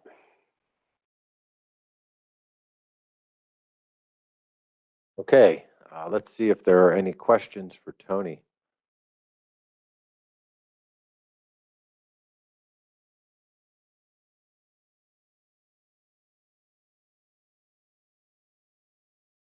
Seeing no questions, I think one of the things that this council needs to consider, and Chris or Hannah, correct me if I'm wrong, or Tony, this action was taken as a board action, and the council needs to consider whether or not the motion that was passed is something that the council wants to also pursue, which would be to write a letter to NOAA Fisheries suggesting that federal waters remain open in 2024 or do not close as a result of the current rulemaking process that's happening right now. I think I have that timing right. Are there any thoughts? Hannah, nope, I just saw Hannah's hand go up. Please go ahead, Hannah. Yeah, I was just gonna say, that's correct, Mr. Chair, and if the council chooses today to take action on this, I just wanted to note that NIMS did submit the proposed rule mid last week, and so we have until next week, Friday, to submit any comments. What was the timeline again? Was it next Friday? Yeah, next week, Friday, April 14th. Okay, thank you. All right, any questions for Hannah or Tony on this one? Any thoughts regarding similar action by this council or taking similar action that the board took? Maybe we can,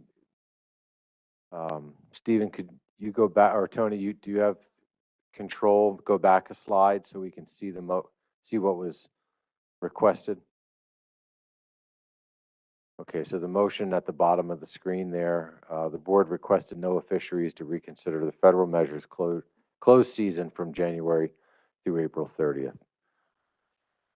If this council decides not to take any action or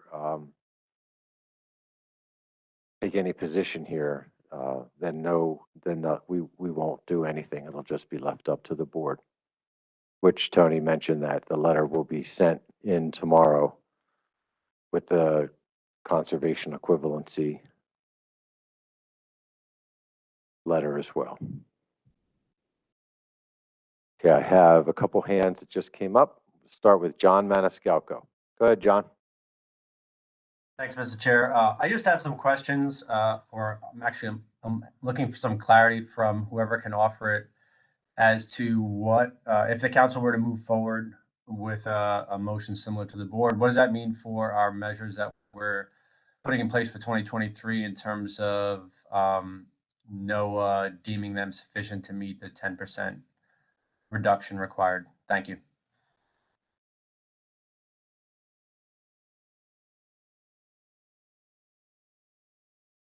I want to see if Tony might be able to craft something here for you, John. Thank you, Mr. Chairman. I believe that question might be to Mike, but I don't know. He's asking if we don't have the federal water closure, would it change how you read our meeting our rounded 10%? Mike Benny? Yeah, so I mean, unlike Fluke and Seabass, we're not dealing with a conservation equivalency issue. So what was decided in December, joint action by the council and the board, was collectively, how are we going to achieve the 10% reduction that was necessary? The states have developed, an approach that gets pretty close, 9.6, 9.7. But we also have a proposal recommendation from the council for federal waters measures that, maybe would make up that 0.3 difference. Just keeping in mind that 90% or so of the catch is in state waters, and maybe some 10 or less than that is in, maybe it's like 97% is in state waters and like 3 to 4% is in federal waters.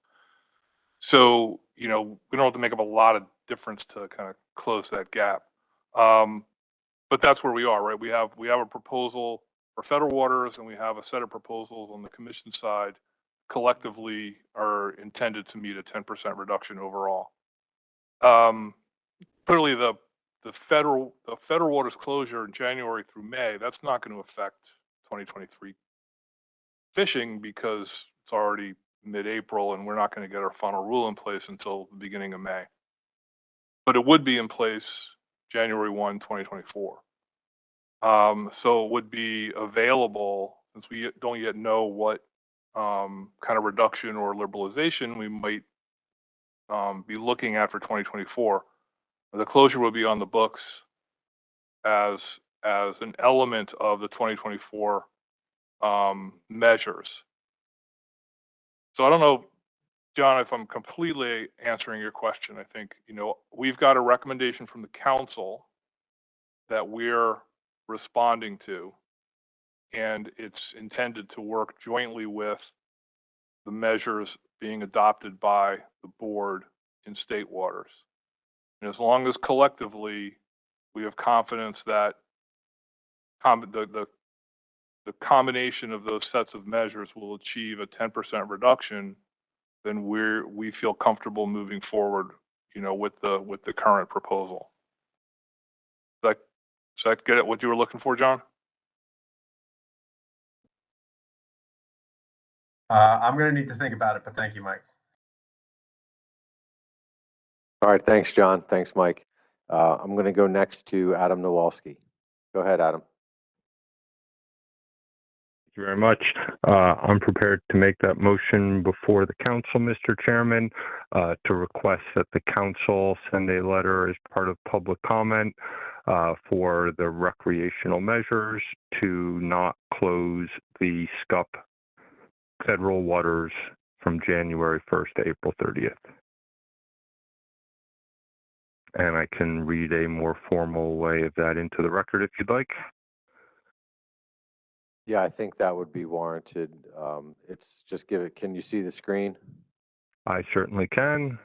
Okay, let's give whoever is controlling the screen a second to get it ready. Yeah, okay. and I think I like there was some language in what just disappeared that cited some of the additional rationale. If that could get put back up again, I think that would be important to include as part of the motion. If not, I'll add it manually, but I think it was already written.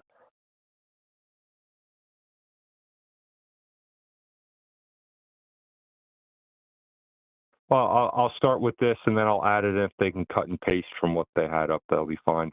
Move to submit comments on the proposed 2023 recreational management measures supporting the removal of the January 1st to April 30th closure and the final rule based on the reduction achieved by the state regulations.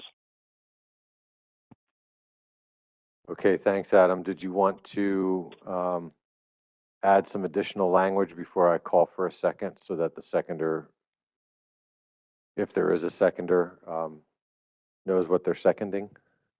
I think I'll leave it as is for now unless the discussion warrants the addition of something to the motion. Okay, thank you. So we have a motion on behalf of the council made by Adam Nowalski. I will look to see if there is a second. If you're in the room, you can raise your hand. Okay, we have a second by Paul Reese. Adam, did you want to provide some rationale in addition to what you've already stated? I think the important part here is that, what we didn't know back in December was what the states would ultimately come up with. And based on what they came up with here as a suite of measures, and in conjunction with the fact that almost all of the catch comes from state waters, that goes ahead and gets us to a good place. The other thing I would note here, if there is a concern about the couple of decimal points here for the required reduction, that we are leaving in place the reduction from 50 fish down to 40 fish in federal waters that would remain as part of this. So there is a federal waters component change here, that if there is a concern about those couple tenths of a percentage point, there is that 10 fish decrease in the federal waters bag limit as part of the proposed rule. Okay, thanks, Adam. Paul, did you have anything in addition that you'd like to add? Adam covered it pretty well, but just in addition to that, we're at April 5th, and any states that do have an open season, we have a few weeks left, and the federal closure is not going to impact that this year. Yeah, right, that's correct. And to paraphrase what Mike said earlier, the intent would be that the consideration of either keeping the closure intact or removing the closure as part of the final rule would have an effect on the 2024 season.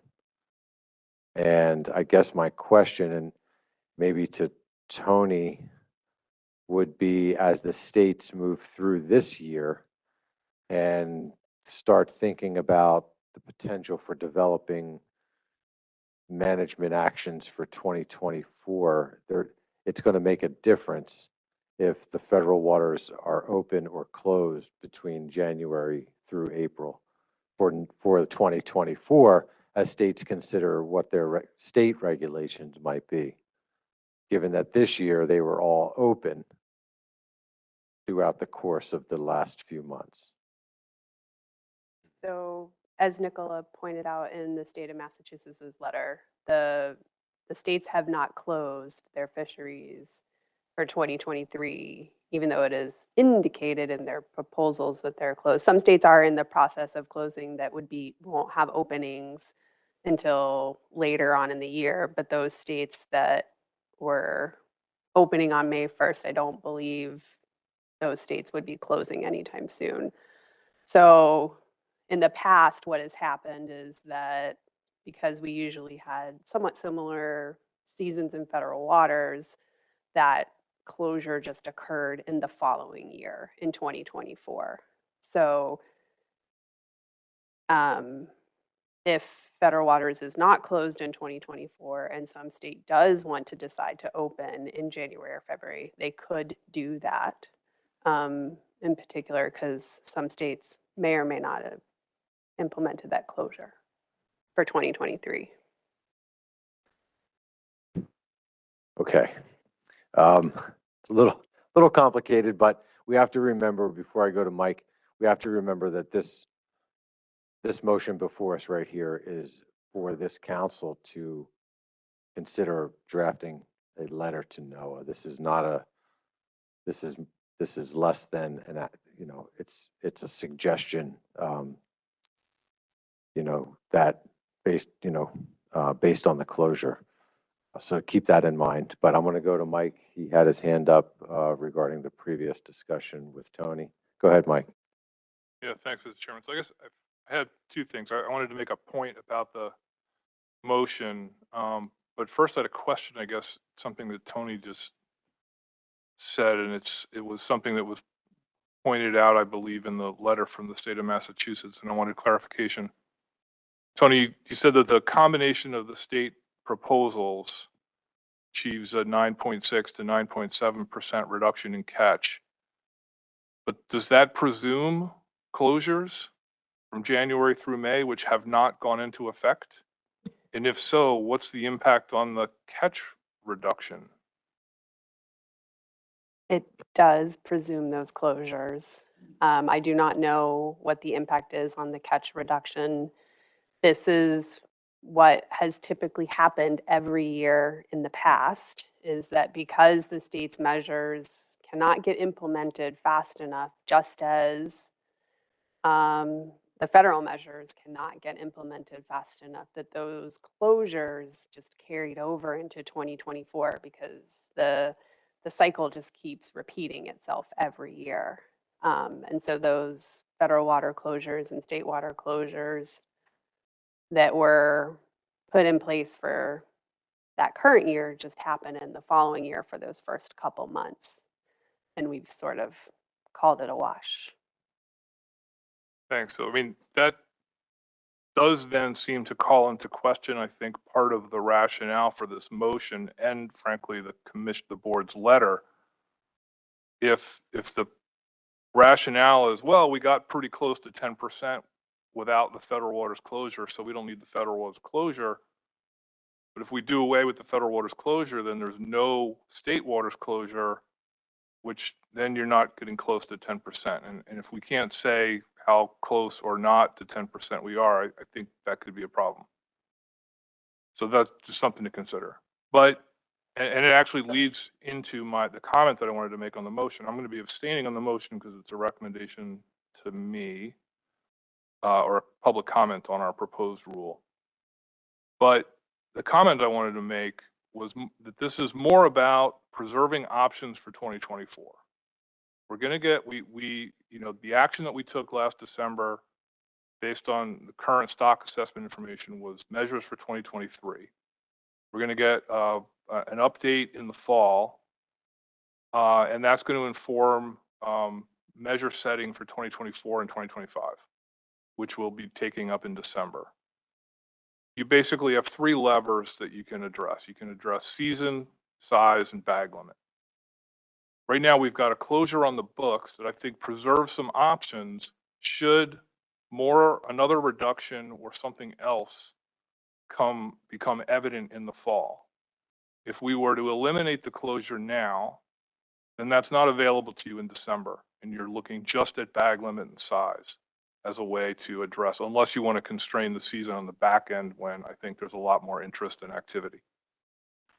So I would suggest that, my inclination at this point, although I'm certainly eager to read the letter that I haven't seen from the board yet and hear some more rationale from the council if that's the way they go, would be to leave the closure on the books, get the assessment in the fall for SCUP, see where we are, where we think we need to be in 2024 for rec measures.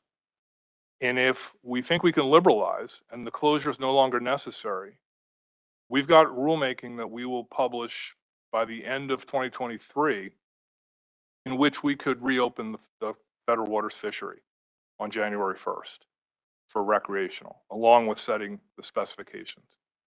And we would know that by the December meeting. I think we'll have a pretty clear indication by the December commission or board and council meeting what types of measures we're looking at for 2024. And I'd be happy to, to convey whether we need the closure or not, and whether we would waive it in that rulemaking. So just a thought as you contemplate this motion. Leaving it on the books, I think we still have some options in the fall. Taking it off the books now, we don't have those options. And we don't yet know what we would be looking at for 2024. Thanks. Okay, thanks for that clarification, Mike. It's a little different from how I understood things from the board meeting, but I appreciate you clarifying that action could be taken in the fall if deemed necessary to address any liberalization that could apply. I didn't know, I could have been, I may be wrong, that I'm not sure was as clear at the board meeting. I'm going to go back to Adam. He has his hand up. I'll look around the table to see if there are any other council member thoughts or questions or comments. Take a few comments or questions from the public, and then we'll call the question on this motion. Go ahead, Adam. A question on the most recent comments we heard here, and then a follow-up comment based on the answer to the question.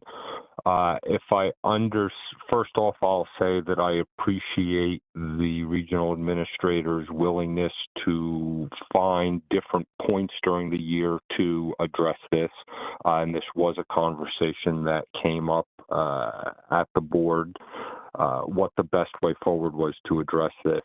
But to be clear, what the proposed way forward for changing something in the fall would be seeing where our assessment was, having discussion at what is typically the joint meeting between the council and the board, and then as part of that rulemaking process for specifications moving forward, that is where the service would potentially reopen January through April.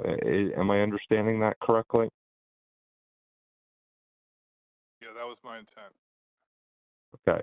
So again, I want to state that I appreciate that effort greatly. My preference, though, would be to continue to, with this motion, have it submitted. The regional administrator, the service would then ultimately decide how to proceed, but I would offer that if the stock assessment came back with some very bleak news, that we knew some drastic conservation measures were likely going to be necessary, then if the closure was not put in place, I would submit that rulemaking as part of that specifications package, instead of reopening it, could look at a closure that they felt was imminently needed for the early part of 2024. Regardless of that, Mike's comments that this is essentially about 2024 remain, so that when we come to the table in December, if we leave this open, all of the states will know very clearly that when the calculations are done, when we get the feedback from the RDM, again, as to what the expected harvest is going to be in 2024, we will know very clearly at that time that there was no conservation benefit from January 1st, 2024 through April 30th, 2024, and thus changes to the measures during the rest of the year will need to make up for whatever change in harvest is called for by our approach. So that remains my preferred way forward, to leave this motion as is. If we get to the table in August, determine that there's bad news on the stock, then go ahead and look at a potential closure. And ultimately, if the service takes these comments, decides to keep the closure on the books, that's certainly within their decision-making process. And then hopefully we could have more discussion about this in the summer. But I think this gives us more flexibility. We went through this process with black sea bass a number of years ago, where we closed the federal waters. It took us a year to get it reopened again. I wholeheartedly believe the regional administrator's comments that they're committed to doing something later in the year. But I would rather just leave it as is. Nothing's been done right now. Rulemaking hasn't been done that closes the waters. Waters remain open as per rulemaking. There's just a proposed rule out.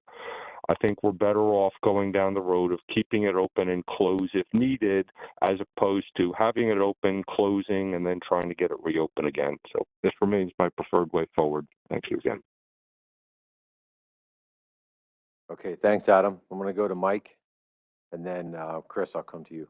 Yeah, thanks, Mr. Chairman. Just another bite at this issue. I think, Adam, you sort of prefaced it, if we get, really bad stock assessment, and, I don't think that's the right context, because, that's one of the reasons I was trying to get clarification out of Tony Kearns, that the current set of state proposals that we have presumes a closure from January to May in order to achieve close to 10% reduction. We could end up at status quo in December, not even needing an additional 10% reduction. We could end up at status quo, which would have presumed status quo measures presume state waters closures from January and federal waters closures from January through May, April. So I again, I would much rather see us preserve the option and preserve those opportunities for either maintaining status quo measures as the state's proposals have gone forward and as the committee and the council and the board voted last December. And if there's an opportunity to liberalize that we come upon in December, and part of that liberalization is that we no longer need that January through April closure, it's much easier for us in a December rulemaking to reopen the fishery season than to impose a closure with extremely short notice. And again, I'm weighing in on a council vote that I'm going to abstain on because ultimately it's my decision, but I think you get a sense of where I'm coming from on this. And I'm looking for counterpoints to that, but that's kind of where I am right now. Thanks. All right, thanks, Mike. We're going to take two more questions, comments from members of the council, and then I'm going to call the question. I've got Chris Bat-Savage and then Rick Bellavance, but I'll start with Chris. Go ahead, Chris. Thank you, Mr. Chairman. Yeah, I appreciate Mike Pentney's explanation as far as having the closure versus not having a closure. When this came up at the board meeting, I was in opposition to this, and I still oppose this motion. I think based on some of the comments that Mike made, but also some of the points made in the letter Massachusetts DMF sent on this, particularly with the black sea bass season closed in federal waters from January till mid-May. If you allow scup fishing during that time, you will likely get some regulatory discards, possibly some non-compliance issues with people keeping black sea bass while it's closed, while scup fishing, and also just the kind of the persistent issue of having some of these recreationally quota managed fisheries open in January and February when there isn't any MRIP sampling during that wave. Yes, I know Maryland, Virginia, and Delaware are open at that time, but as the data show, hardly any scup are caught in those states at all, let alone probably that time of year. But there definitely appears to be an interest, at least in New Jersey, to have the fishery open in wave one, and there really wouldn't be any account of the catch through MRIP unless there was some other way to account for it, which we haven't talked about. So with that, with those concerns, I'm going to oppose this motion. Thanks. Okay, thank you, Chris. Rick Bellavance. Thank you, Mr. Chairman. Appreciate the opportunity to comment. The folks in the recreational fishery in southern New England that I spoke to were strictly from the for-hire sector. I didn't hear any comments from recreational private anglers or shore fishermen on this concept. But the jury was kind of split from our neck of the woods. There were folks that were frustrated with the closure, particularly the January, February part, because like Mr. Bat just mentioned, there is no data collected by MREP in that time, so there's no benefit to be gained, no plus or minus. So they felt like there wouldn't be any credit for closing then. And then there were folks that were also figuring that it didn't really matter to them because the states have already set their measures with this closure in place in our neck of the woods, and all of them are federally permitted, so they would be held to the most restrictive of those two measures, which means they would be closed either way. So giving it a little thought here, listening to that, I think it's important to express the frustration that these seem to pick on the for-hire fleet a little more than any other sector of the recreational fishery, and that was definitely brought forward from our folks up our way. But the permit issue is important, and I think that's what's driving my opinion here. So I'm going to not support the motion and not offer support for it. Anyway, and I appreciate the time to comment. Yeah, I appreciate your comments, Rick. Okay, so we're at that point in time. I'd like to get a vote on this motion. The regional administrator has provided paths forward that I think, as I looked around the table, well, all of you were able to follow along with, the different processes that would or could happen as a result of new information. We do have a motion which would be for submitting public comment to the proposed rule from the council to remove the January and April 30th closure for consideration right now. So with that said, I'm going to read the motion into the record and call the question. Please be ready to raise your hand, given that I assume that we will not be a consensus here. So move to submit comments on the proposed 2023 recreational management measures supporting the removal of the January 1 through April 30 closure in the final rule based on the reduction achieved by the state regulations. All those members of the council who support this motion, please indicate by raising your hand. If you can raise it on, if everyone has access in the room, raise it online.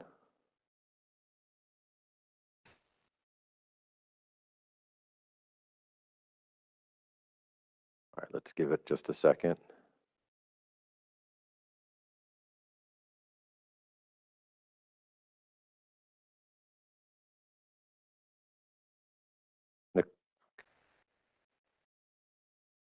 Okay, so I have 5 in favor of the motion.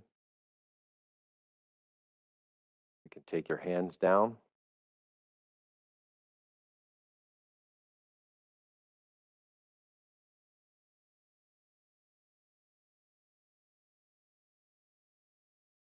Okay, all those who oppose the motion, please indicate by raising their hand.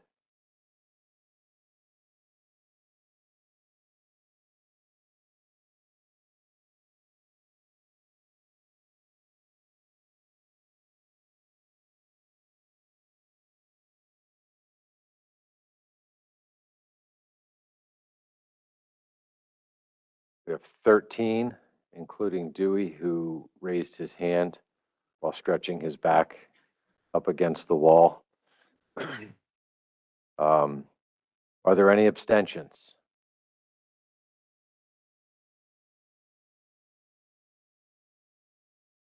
We have 1 abstention, National Marine Fisheries Service.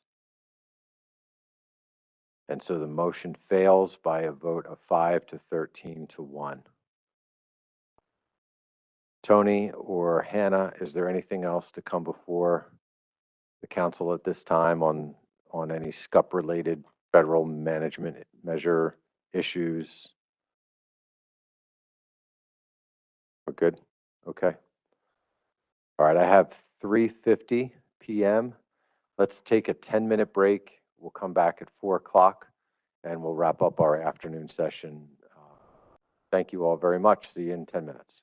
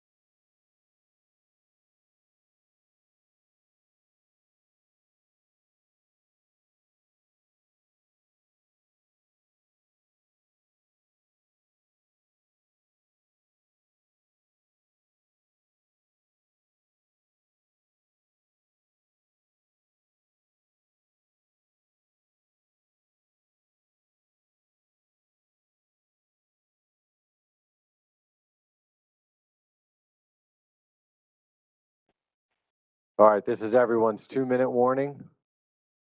We're going to start right at 4 o'clock. You can start to take your seats. Thank you.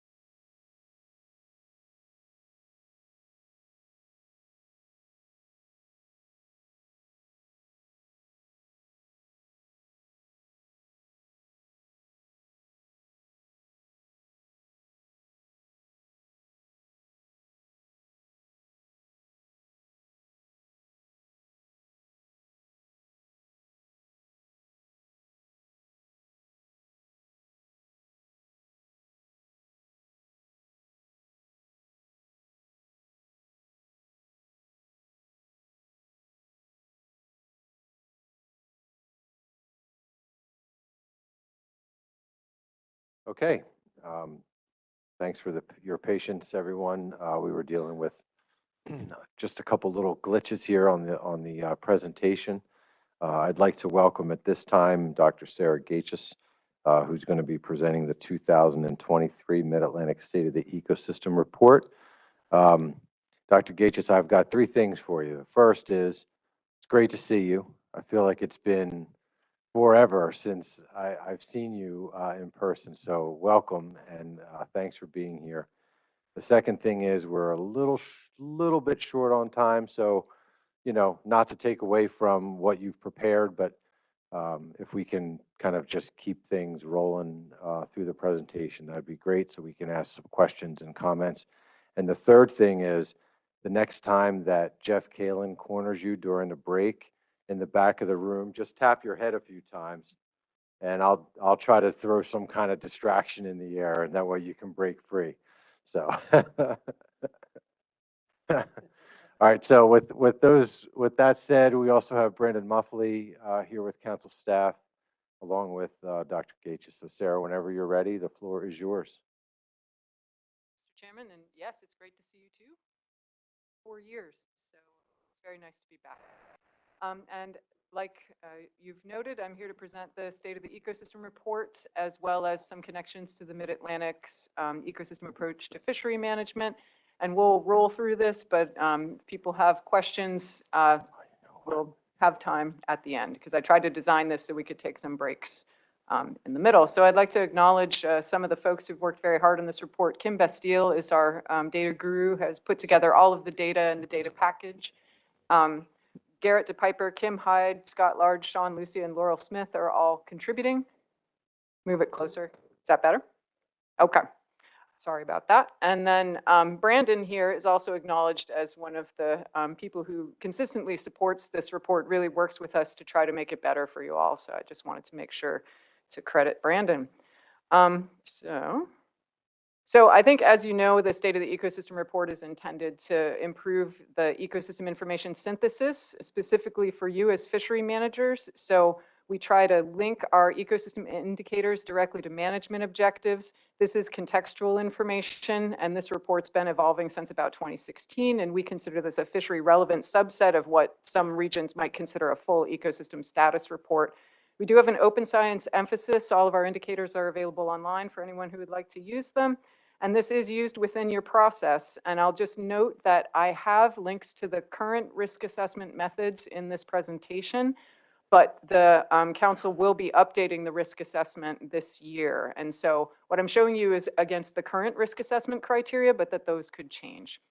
And so basically the context here is that for integrated ecosystem assessment, you basically define your goals and targets. You develop your indicators and assess the ecosystem against them. You might look at uncertainty and risk and develop management strategies. And the Mid-Atlantic Council has been heavily involved in all of these things through the EAFM process. And so what we try to do with this report is continue to support your processes. So the structure for the 2023 report is the same as you've seen for the last 2 years. We're hoping this stability is helping the report be absorbed a bit more. So we start with a graphical summary, and you see a little cartoon of that at the bottom of this slide that tries to summarize all of the key report findings in 2 pages. And so the report card, the first page is against the objectives, which are here in the table. So we're looking at ecosystem scale fishery management objectives, things like seafood production, profits, recreation, stability, social and cultural objectives, and protected species objectives. And along with that, we try to report on supporting and regulating ecosystem services, things like biomass productivity, trophic structure, and habitat. And so there's 2 sections to the report: performance relative to management objectives in section 1 and corresponding to report card page 1, and risks to meeting the fishery management objectives. That's in section 2 and corresponding to the page 2 of the summary section. What we try to do in this report, we're working towards this not just being a collection of indicators, but rather being a synthetic report for you, trying to characterize ecosystem change. So there's 3 themes by which we're trying to do that. One is multiple system drivers. So it's not just usually one thing that causes change in an ecosystem, but it's a whole combination of things from society, from biology, physics, chemistry, and these are all influencing the system. And so we're trying to highlight those multiple drivers everywhere we can in the report. These changes in multiple drivers can lead to regime shifts. And so a big change in the ecosystem, a regime shift, or a change in system organization is obviously something as fishery managers you would want to know about. So we try to highlight those where we can. And we're working more towards that. We tend to have more emphasize the multiple drivers at this point. But that's where we're going. And so we hope to continue to work on the regime shifts. That's one of the things that we'll talk about at the end of the presentation. The scale of the report's also the same as in the previous few years. So the map over there on the left-hand side is showing the whole Northeast US. In this report, we focus on the Mid-Atlantic Bight spatial scale for the indicators. There's a New England report that looks at the Gulf of Maine and Georges Bank, but both reports do have some coast-wide indicators, and we point out which ones those are. You'll have access to this presentation. Everything in red is a link. So we have an online glossary of terms, detailed technical methods, and indicator data that are available for anyone to look at. And the figures, we try to do the time series in a consistent manner. And so what you see over on the right-hand side, this is our long shelf distance indicator. It's actually showing where the center of mass of all of the species on the bottom trawl survey have been going. So they're actually moving to the northeast and also into deeper water across the whole survey. But the point of these is to show you that when we have a significant increase, like moving along the shelf, we get an orange line. And when we have a significant decrease, like moving into deeper water, we get a purple line here. So we're only looking at significance for 30-year time series or more right now, but we're working on that. And that gray shaded area at the end of each of the time series, that is the most recent 10 years. And so so you can see what the trends have been most recently across all the indicators. And that has not changed. And so what we're trying to do here in each of our sections is say, what does each indicator say, but then why do we think it is changing, or why is it important to managers? And we try to integrate, like I said, multiple drivers, regime shifts, or ecosystem reorganization where we can. I've already listed what the objectives were, and the risk categories we tend to focus on are climate and other ocean uses in this report. And so you see that as I go through the indicators. So here's the summary page. For performance relative to management objectives, I think last year we were unable to report on status for a couple of our indicators because we didn't have regionally specific landings estimates yet, but those have all been updated now. So what we see are seafood production and profits, which we use revenue as a proxy for profits in this report. Both have a long-term decreasing trend and are below the long-term average. Recreational opportunities is more flat and mixed, and effort diversity in recreational fisheries is actually decreasing and below the long-term average as well. For stability in both fishery and ecological indicators, we're seeing basically flat trends or maybe a few mixed trends. And for social and cultural objectives, we don't do trends for these indicators, but we report on the status of fishing engagement and reliance by community. And we also overlay some environmental justice vulnerability indicators for each of those communities. For protected species, there's two main objectives. One is to maintain bycatch below thresholds, and we are meeting those objectives right now. And the other one is to recover endangered populations, and we use the North Atlantic right whale for that. As you know, that population is still declining and below the long-term average. So I'll go through each of those in turn in more detail, but that's the summary. The summary for the risks to meeting fishery management objectives, climate is obviously a big issue in our region. It's still warming, the oceanography is still changing, we're still seeing heat waves and Gulf Stream instability. We're seeing changes in estuarine, coastal, and offshore habitats, but there's a range of species responses to these. It favors some, it doesn't favor others. The distribution shifts that we're observing across species are complicating management. I think you already know that. And we do have multiple fish with poor condition and declining productivity in the Mid-Atlantic region. For other ocean uses, the risks that we talk about here are offshore wind development. And I'd like to emphasize again that we don't think offshore wind development in and of itself is necessarily negative, but this report is for fishery management, and it does pose risks to meeting fishery management objectives. So we report on the current revenue in the proposed areas by both species and by port. We note that there's going to be different development impacts for those species that might prefer soft or hard bottom. There is overlap with really important right whale foraging habitats, increasing vessel strike and noise risks for them. And we expect to see a rapid build out, but in a patchwork of areas. So the impacts won't be seen equally across all areas. And of course, scientific survey mitigation has started already and is required to maintain delivery of scientific products. So we'll go into a little bit more detail on the performance relative to the management objective section. So here is seafood production, and just to orient you to these slides, I'll have the objective at the top left-hand side. There'll be the icons for the trend and status, and then I've also linked it to your risk assessments in the risk elements in your risk assessment, and this is using the current, but possibly soon to be replaced risk criteria. So your risk elements for seafood production are commercial and recreational food, and they're both either high or moderate to high risk, and this has not changed in this report. We have changed the reporting a bit though, so we are now reporting, trying to clearly delineate total commercial landings, that's the black line on the left side, total seafood landings, so things that are eaten by people, not reduced to fish meal or bait, and Mid-Atlantic managed seafood landings, that is the red line. And so what you see is in the Mid-Atlantic region, we have a significant decrease in the landings of total, all species combined, and of seafood landings, but that the Mid-Atlantic managed seafood landings are not showing a trend right now.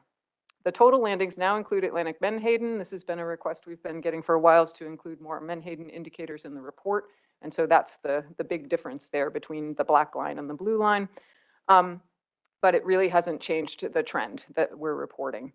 For recreational harvest, that also has a long-term declining trend, although we're above the low point that we saw a few years ago.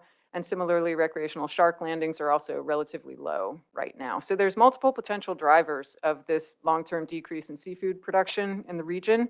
This could include ecosystem or stock productivity, management actions, market conditions, or environmental change. So we'll walk through those indicators here. So first of all, if stock status is low, that would indicate lower landings. But for the most part in the Mid-Atlantic, the managed stocks are at or above their biomass targets or limits. We have only one species that is below the biomass target, and we have most of them are above the target. One species below the limit, excuse me, that's Atlantic mackerel. So most of these species have status that wouldn't necessarily constrain landings. Similarly, Brandon puts together our total ABC or ACL versus the realized catch indicator.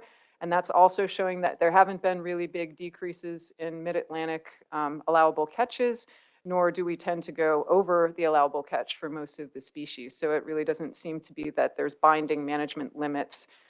So status and management don't seem to be playing a big role in the change in landings in the region. Similarly, the biomass trends, when we look at the surveys, are not showing declines. If anything, a few of those biomass trends are increases, but we don't see any significant declines. So this leads us to conclude that probably this decline is driven mainly by a decrease in benthos landings. And so you can see that on the plot over there on the right. It's the bottom plot there. Let's see if you can, yeah, you can see my cursor. So that's showing that both Mid-Atlantic managed and managed by everyone, benthos, are actually decreasing in the region. And this is probably due to market drivers since they're not up against their catch limits. For the declining total landings of planktivores, that has more to do with menhaden fishery consolidation over the last 30 years. So that's not really something that's going on in the Mid-Atlantic Council either. And for recreational drivers, those could be management and possibly survey methodology. But there's linkages here with other indicators in the report. So there's climate risks, including warming and ocean acidification and shifting distributions that could be playing into this. And we'll talk a bit more about those in a moment, as well as ecosystem composition and production changes and changes in fishing engagement. So this decline is still probably driven by multiple things. When we look at the next objective, commercial profits, for which we're using revenue as a proxy, again, this risk element is unchanged. It's a moderate to high risk, and that's due to the long-term decreasing trend that we see for all species combined and Mid-Atlantic species. This is mainly driven, again, by surf clams and ocean quahogs, although there's other species contributing to this. And we'll note that both the price and volume have been down in recent years for revenues. So it's a combination of decreased landings and decreased prices across the board. Surf clams and ocean quahogs are very sensitive to ocean warming and acidification, and we note those indicators later in the report. And we have seen changes in the pH and the aragonite saturation in their habitats. So this is something to keep an eye on for these species that do seem to be lending a lot of this trend to this indicator. For recreational opportunities, this element has changed. So previously, we had a significant increase in recreational effort. That has flattened back out again. You see that 2020 point right there. That's that big bump, I think, that recreational fishing got from the pandemic, and it's come back down to the long-term average. But this lack of trend has decreased the risk to low risk for this risk element in the assessment. We don't include the recreational fleet effort diversity trend in the risk assessment right now, but this is something the council could consider because it's been a decreasing trend ever since we started looking at it. And that's basically because there's been a shift from different sectors in the recreational fishery. So party charter contraction and a shift towards shore-based angling could be included in the next iteration of the risk assessment. That does suggest, even though overall opportunities are the same, that there might be different access to recreational fisheries. For fishery stability, these haven't changed, and they are all basically low risk right now with relatively flat indicators for commercial fleet count and fleet diversity. Commercial species revenue is at a low point in the indicator for just the year 2021, but the recreational species catch diversity has been relatively high and probably maintained by species from the ASMFC. But overall, these indicators don't show long-term trends. Ecological stability is a fairly similar picture, except for zooplankton diversity is actually increasing, and that's due to multiple different, it's a real shift in the zooplankton community, so something we might want to keep an eye on at the base of the food web there. We're not really seeing an indication of a change in fish species diversity over time, but you could have a flat diversity and still have species replacing each other. So this is something to probably keep an eye on.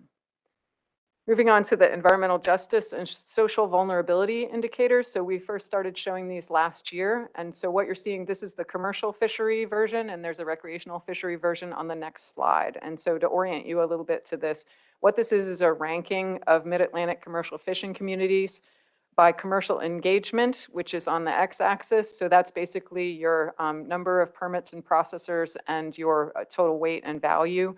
And then commercial reliance on the y-axis is those same indicators per capita. So how important is it to the community? And this is basically the same results as last year, even though it's based on a new year of data. These are based on 2020 data. So it's basically the same top commercial fishing communities that were ranked most engaged and most reliant. For environmental justice, that's actually a different set of indicators, and it reflects what's going on in that community in addition to fishing. And so we've had a lot of questions about this, and I think we could probably still provide further clarity. But basically, the ones in orange on the plot there are considered to have some environmental justice vulnerability. And you can see the spider plot on the right-hand side is showing which indicators are most vulnerable for those communities.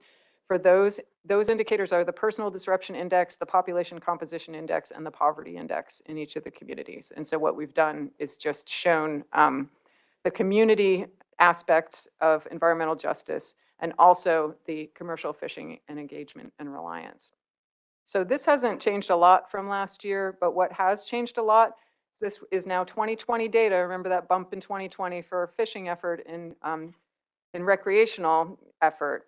So recreational engagement is basically based on effort, and reliance is again effort per unit per capita. And there are a lot more communities that are highly engaged and reliant for recreational fishing in the Mid-Atlantic in 2020 than there were in 2019. And again, this is probably related to pandemic fishing. And so once again, I think there were only about 3 that were in that high zone last year, and now there are many, many more.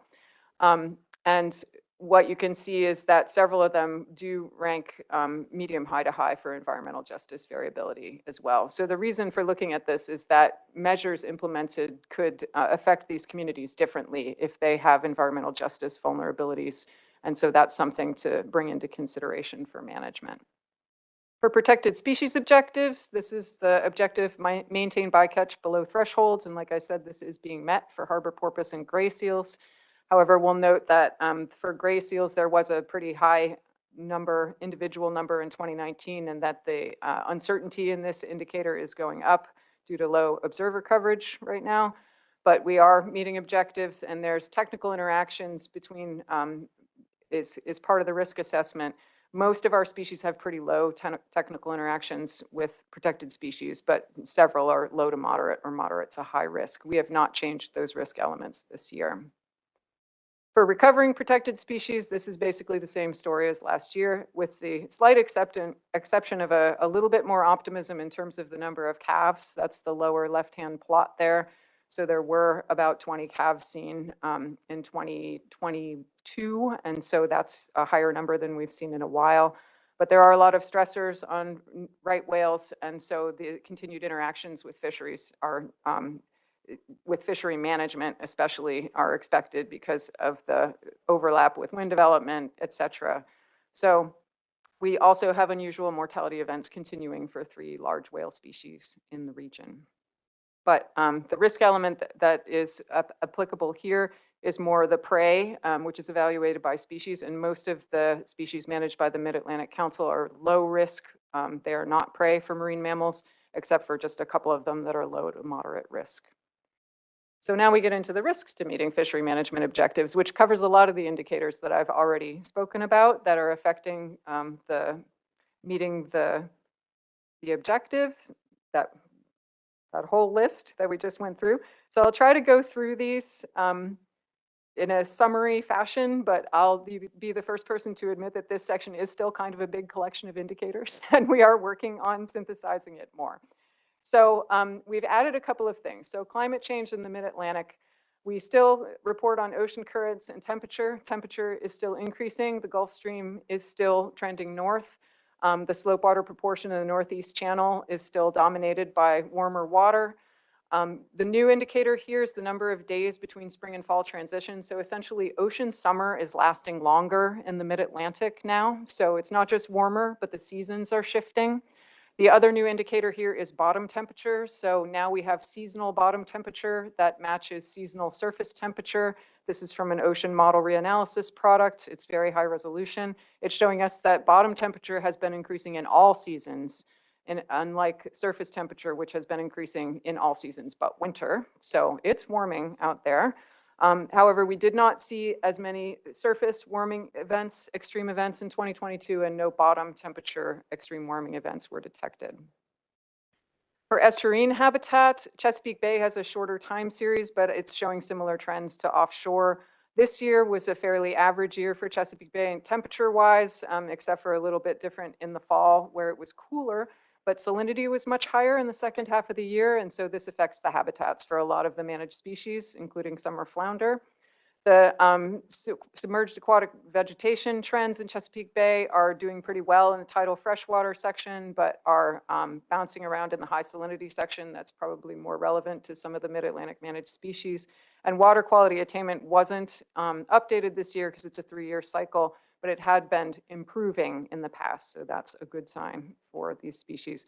The Mid-Atlantic estuarine habitat risk assessment has 4 species ranked high risk and 11 species ranked low risk right now. We have not changed that yet. For offshore habitat, this is not yet part of the risk assessment, but I think we have a lot of new indicators now that could be brought in if the council would like to look at them. So we've got 3 main ones here. One is the cold pool. This is a really important habitat that's seasonally cold water on the bottom portion of the mid and outer shelf of the Mid-Atlantic. This cold pool is really important to several species, in particular yellowtail flounder, but other species as well. And the cold pool has been getting warmer. It has persisted for a shorter amount of time each year, and it's getting smaller over time. So this habitat is really changing, and that's affecting the species that depend on it. And it also affects how species are separated. So it affects the species interactions. We've got a warm core ring indicator here that's showing a phase shift in warm core rings. There's been a lot more of them lately. And so that affects more the offshore habitat, but also the shelf break and outer shelf habitats. And we have a new indicator of ocean acidification this year. So it's a little bit hard to see on the screen. I apologize, but this is looking at about the past 10 years of data collected in the ocean. So not model output. Looking at the aragonite saturation. This is a slightly different indicator, but basically any aragonite saturation below 1, things are going to start dissolving, shells, things like that. And so the contributors of this actually looked in the literature and found the thresholds where sea scallops and longfin squid and a few other species are really sensitive to this, and highlighted the areas where they've observed aragonite saturation lower than this. So quite a bit of the sea scallop habitat there off the coast of New Jersey and some of the longfin squid habitat were showing these values already in the last 10 years. So this is something that we should definitely keep an eye on, since especially the shellfish species are known to be sensitive to this. The warm core rings are associated with an increase in Ilex squid catch, although the ones we saw this year were further offshore. And so it was really different for the Ilex fishery this year.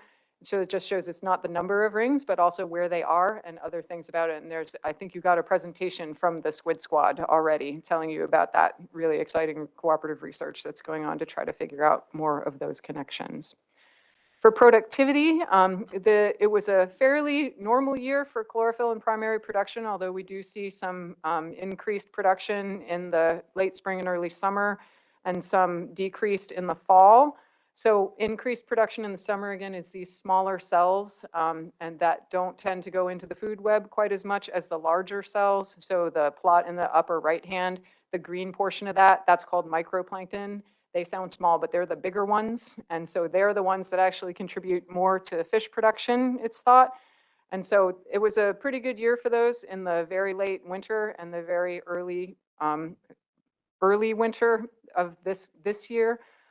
But overall, the increased productivity is mostly the smaller cells still. And we are seeing a zooplankton, the change in the zooplankton community, like I mentioned. So pseudocalanus is an important zooplankton for larval fish to prey on, and that's actually been trending down in the ecosystem. Pteropods are the little flying shelled mollusk guys. They're really cool looking, actually. They're really important prey items too for herring and mackerel, and they're actually increasing even though they're sensitive to ocean acidification. So we're seeing this shift in the zooplankton community, and that is why ecosystem production has a low to moderate risk right now, according to the current criteria, but this could change because the other things we've started looking at too are fish condition and fish productivity anomalies. So we've shown the fish condition indicator quite a bit, and it does show this very clear pattern of yellow and lighter green colors are fish that are more skinny than we would expect, and really dark blue colors are the fish that are kind of fat and happy. So in general, the fat, happy fish are going to be able to reproduce better, they're going to grow better, they might be things people would like to catch more too.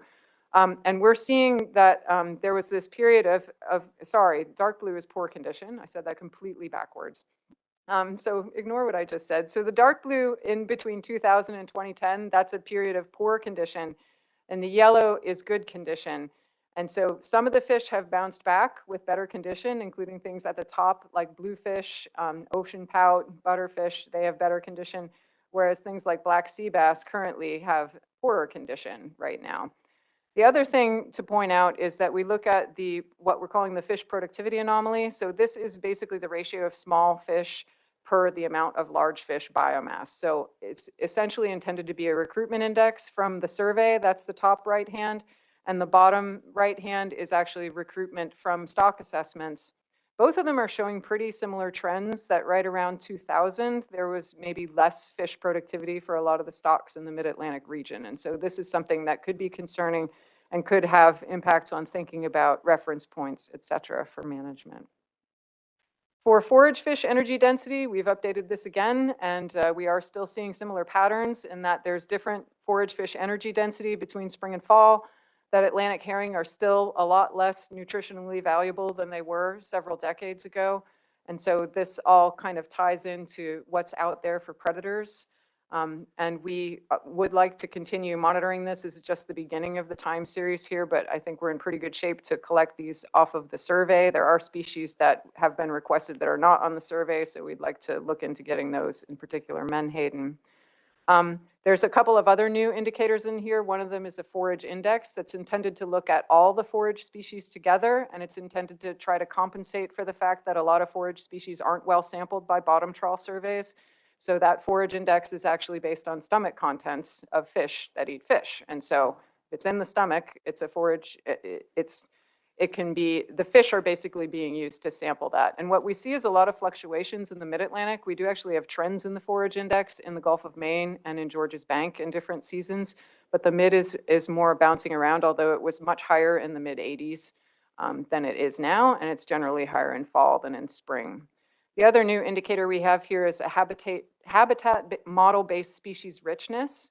And what it's basically showing is the mid-Atlantic is that blue line at the top. And so species richness is sort of flat and possibly declining in the mid-Atlantic, whereas it's increasing in Georges Bank and the Gulf of Maine. And this does suggest a shift of the warmer water species up into the northern ecosystems. For ecosystem structure, we're looking across all the regions here, and we've already talked about distribution shifts and species diversity. So this slide is really about predator status. We try to get an idea of what the predation pressure might be in the ecosystem.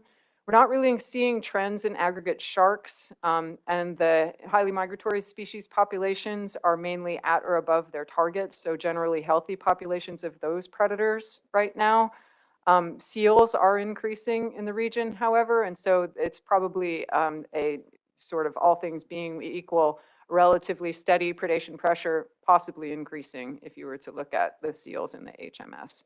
So to kind of wrap it all up, for the risk assessment for climate change and managed species, the risk elements in the assessment have not changed. They're not using a lot of these new indicators that we have, so it's an opportunity for the council to bring them in as it's updated this year.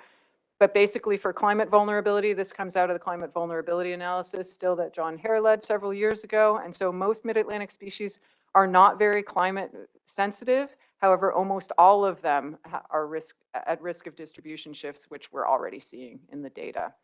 And so basically we've been able to also add protected species shifts this year into the State of the Ecosystem Report. They're showing very similar patterns. And so what we're seeing is shifts for a lot of species. It's creating new combinations, new issues for both management and for species interactions on the water.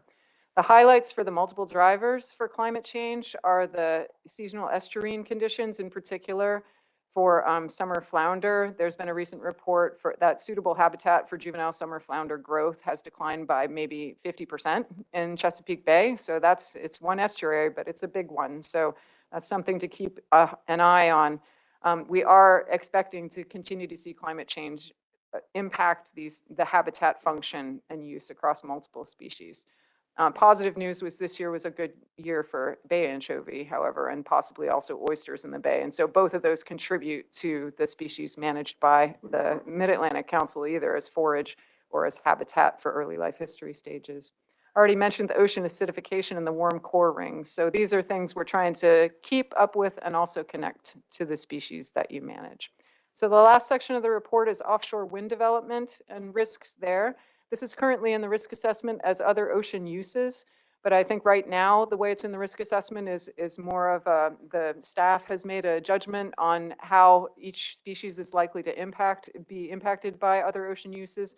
Now we have actually a lot more indicators on this, so there's an opportunity to bring in more data for the risk assessment as well. One of them is the indicator here, the fishery revenue in wind lease areas. And so you can see that it's fairly steady, $1 million or so, but there's big spikes for things like longfin squid and surf clams in that habitat over the observed period. And the other thing is the port revenue. And so the way to read this plot is that it's basically organized from highest to lowest port revenue, and it's proportion though. We can't report the revenue itself because that's confidential for a lot of these ports. But the dark blue bar is the minimum amount of revenue that's been in the wind energy area for about the past 12 years. The medium blue bar is the maximum amount of revenue that's been in the wind energy areas for the last 12 years. And the very light blue, that's not been taken from those areas. So you can see the relative impacts by the different mid-Atlantic ports. And last year we had a request to look at some of the ports that are considered New England ports that still get the majority of their revenue from mid-Atlantic species. So that's added at the bottom of the slide there.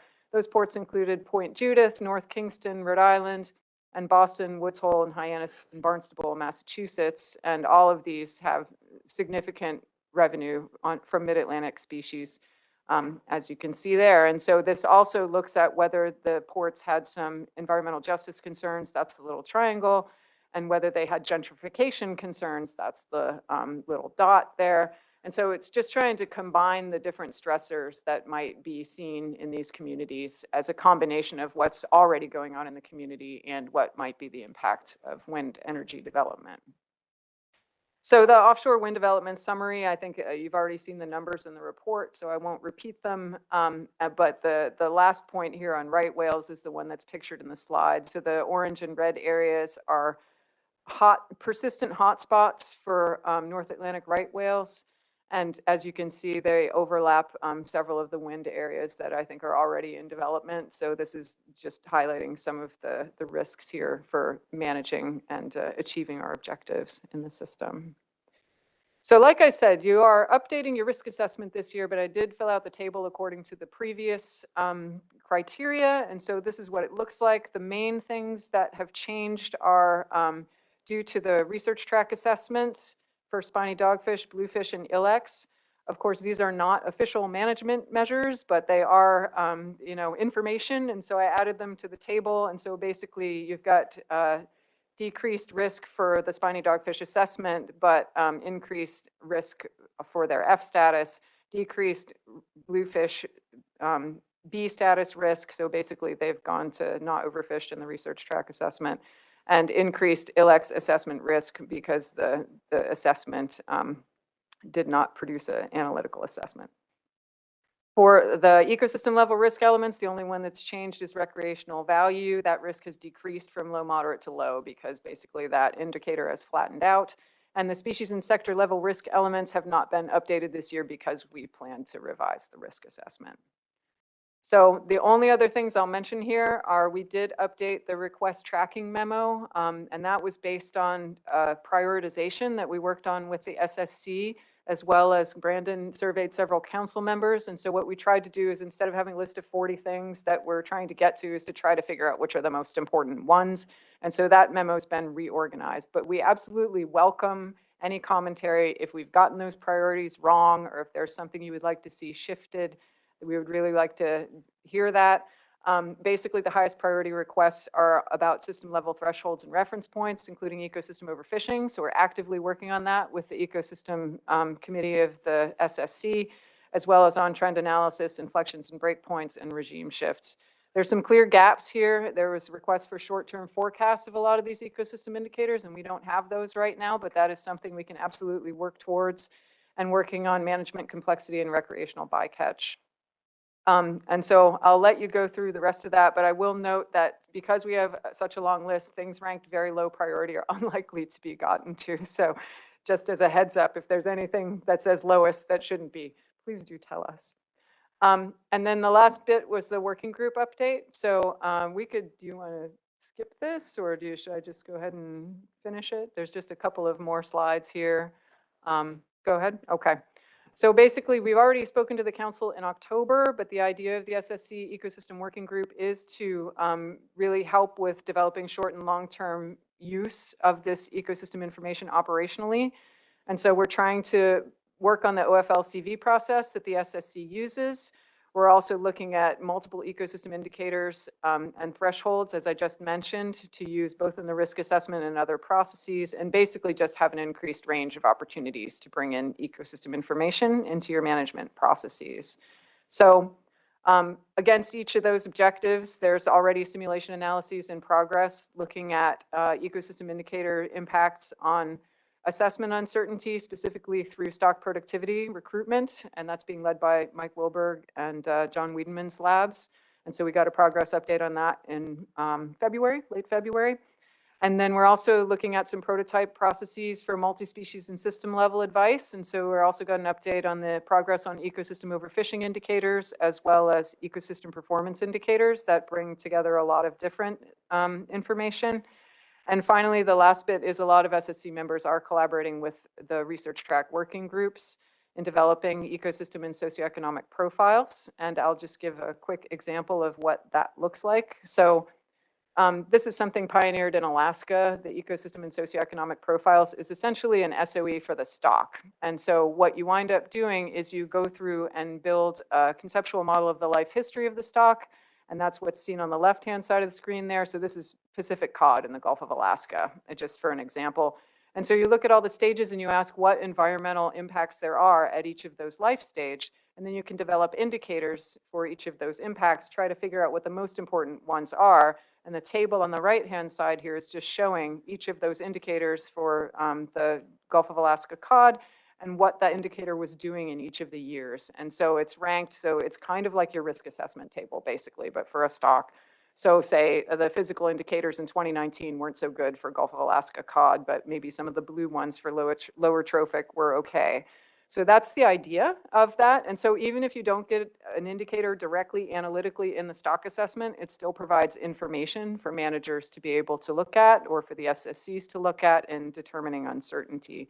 And so this has been piloted in several of the research track assessments here. I'm just showing Bluefish as an example, but there are several others. And so you can see the conceptual model developed for the Bluefish research track assessment. This is the work of Abby Tyrell. She did a really great job on this. And this was presented along with the research track assessment. So it shows what some of the indicators are for Bluefish, and there's an indicator summary on the right-hand side there. It's not quite color-coded yet for good and bad for Bluefish because it's just been one iteration and it needs a little more time to kind of filter through. But the format is there. And so I think the CIE reviewers really liked this because it treated the ecosystem term of reference very thoroughly and did form a basis for integrating this ecosystem information. So just wanted to point that out to you in the hopes that we'll be able to develop that type of information further as well. And maybe along with your risk assessment development, we could be thinking about these things. And so that was all I had. I'm going to put up the slide with the growing list of contributors that I can't fit on the slide anymore. I'm going to have to use really small fonts after this. And thank you for your attention. I appreciate it. I hope it didn't take too long. No, you did a wonderful job. It looks like the Stanley Cup with all those names on it right there. That's something. And that report, you know, the report that you just covered is an amazing report. A lot of tremendous work goes into it. I'm going to go ahead next and look around to members of the council to see if anybody has any questions. Sorry, let me get my list of names up. Peter Hughes. Go ahead, Peter. Thank you, Mr. Chairman. Thank you, Sarah. I don't know how your font can get any smaller. I really don't. I can't see it here. I can't see it there. Maybe I need more power in my glasses. But I guess my question is in regards to port revenue when it comes to wind energy. And I don't know what slide number that was.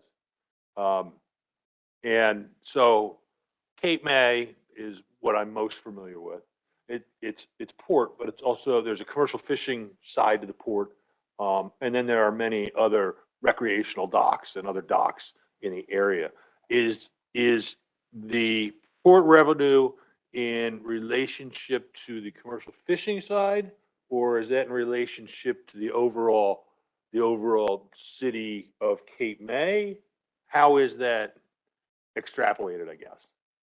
That is an excellent question. Thank you for asking that. I believe this is just commercial revenue, but let me double check with the contributors. But I'm almost positive it's commercial revenue because it's basically, that's what's also reflected in the other slide here. So I don't think we've been able to consider the recreational end of things in this. Okay, thank you. We'll go next to Michelle Duval.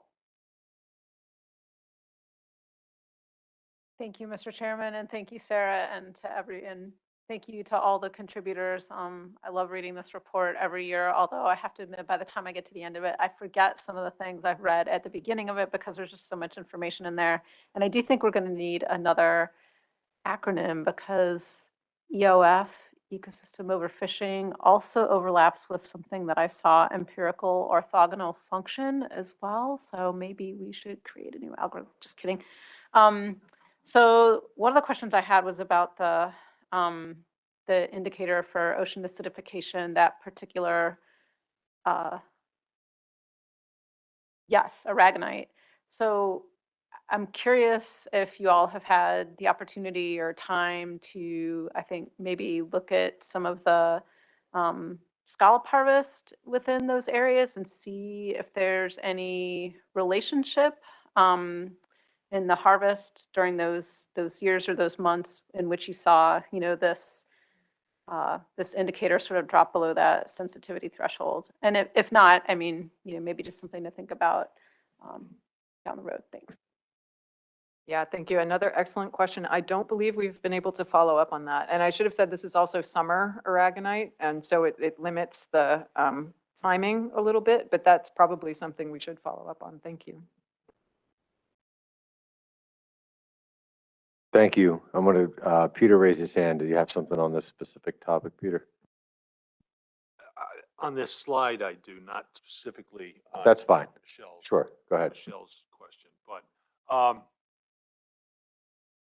my initial question I had written down, and then from the previous slide, I believe, we're talking about ocean warming bottom temperatures. And my question was going to be, do you see a direct correlation with that, with the cold pool?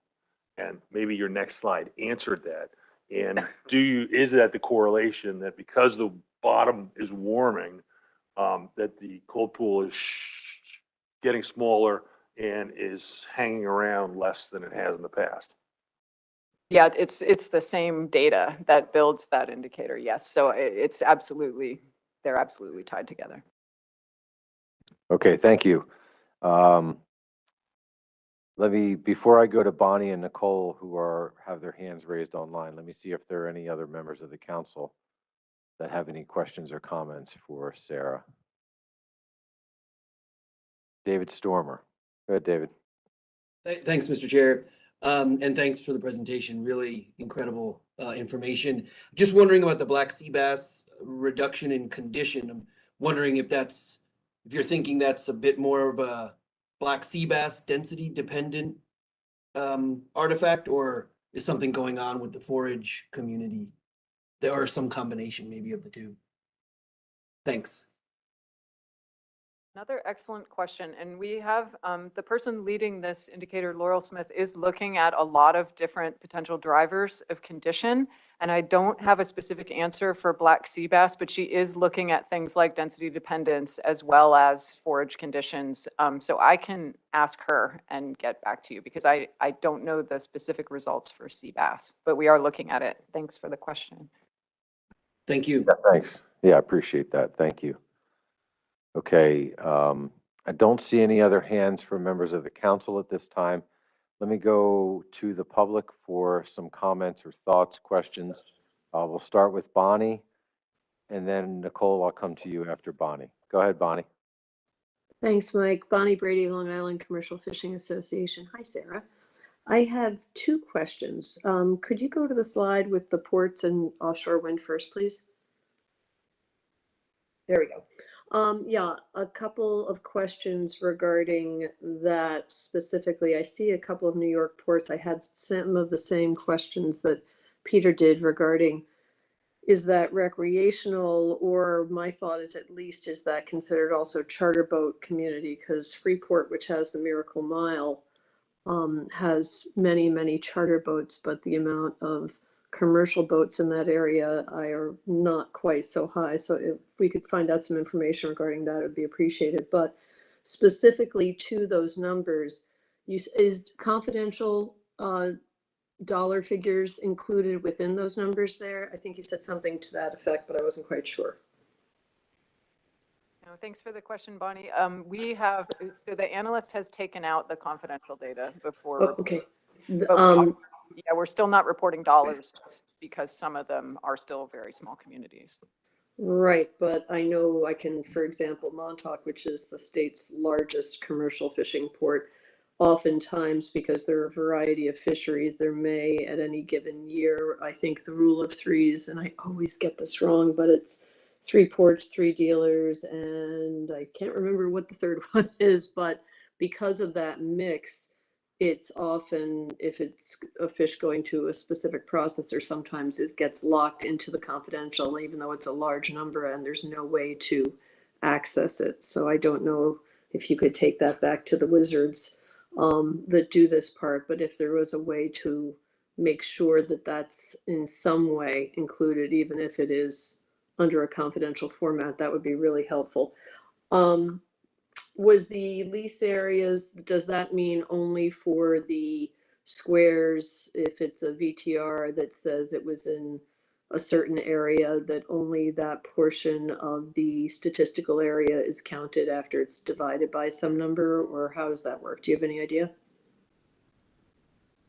I'm afraid to give you a lot of details on that because I didn't do the analysis, but I can double check.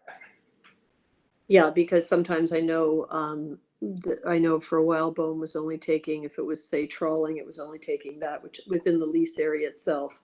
And so if the tow began before and ended after, they only took that part that was considered in that corner. Also, is it VTR data? Is it VMS data? What is used to make those determinations? And then the last question would be, is that using the portals? Does that mean, are that only those that have VMS, only portal fisheries, of which up until last year, it didn't include fluke scup and black sea bass or any of the, what are they called? I can't remember. It's one of the classifications on boat tracks for out of fishery. But I'll get you that later. But it's specifically if it wasn't groundfish and if it wasn't scallops, if it was, oh, help me out here. Somebody's got to remember what scup is considered. I can't think of it at the moment. But if we could find out what specific, how those fisheries were determined, that would be helpful.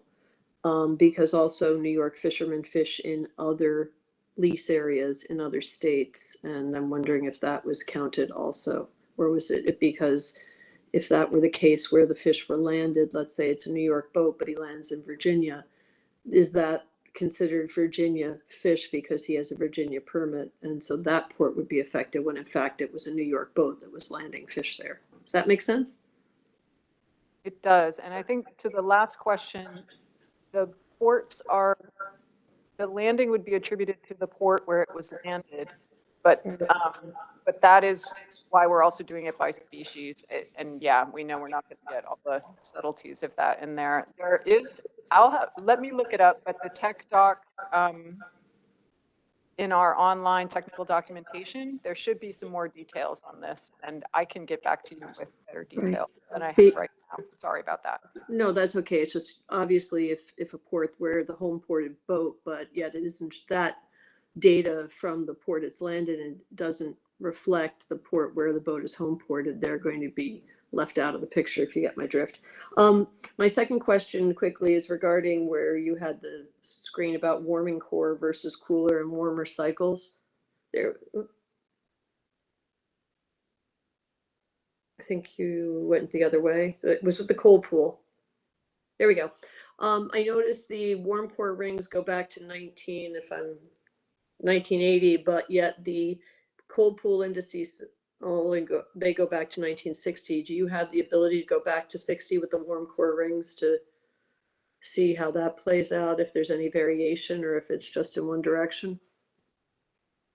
Maybe. Let me ask. Okay. The core rings are from a collaborator at UMass. Let me ask them. Okay, cool. Thank you so much.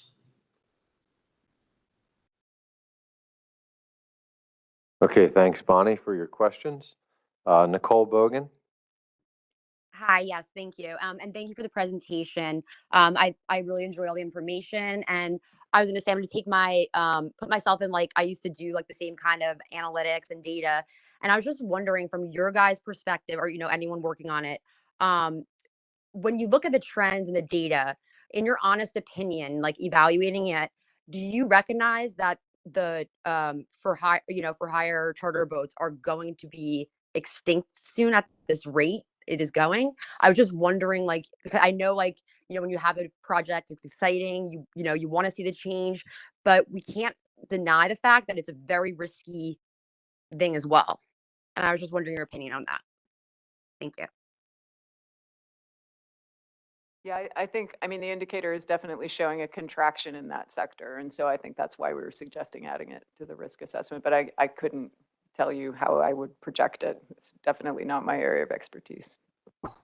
Okay, thank you so much. I was just curious. Like I said, the analytics have been great. I just was wondering if anyone looking at it sees that specific industry is going to be hurt. Thank you.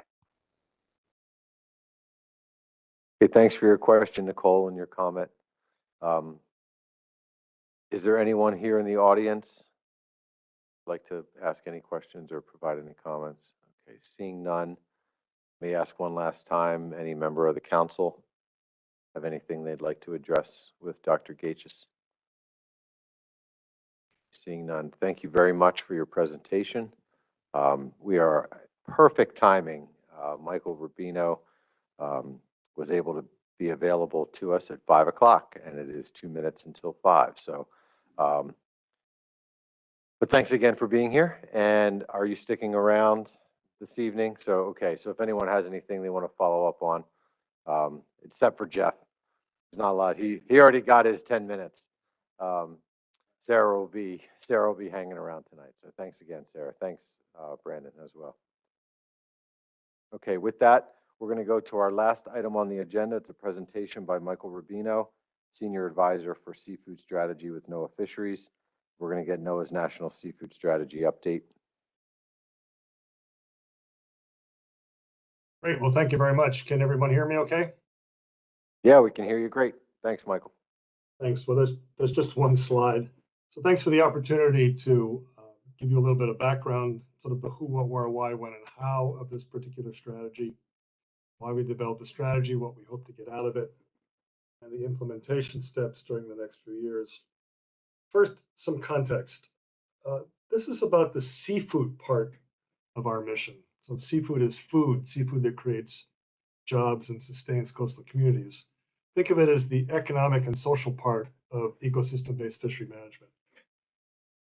Also, please think of the strategy as nested under the agency's 5-year priorities. It complements several other key strategies: climate-ready fisheries, recreational fishing, aquaculture, port state measures or maritime safety, international and trade work of our agency, and then the agency's protected resources and habitat work.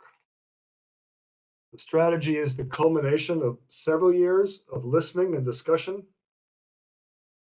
Last year, our director, Janet Coit, hosted several small regional industry roundtables to get feedback on an early version of the strategy from a very broad cross-section of the industry. So fishermen, seafood farmers, processors, wholesalers, importers, states, tribes, non-governmental organizations, universities and researchers, and so on. The Marine Fisheries Advisory Committee, our NOAA Fisheries leadership and staff were engaged in the process. Out of that emerged the 4 strategy objectives and goals that you see on your screen. We've just finished a couple of months of public comment. We will spend the next several weeks going through all those comments, revise the strategy, and issue that later in the year.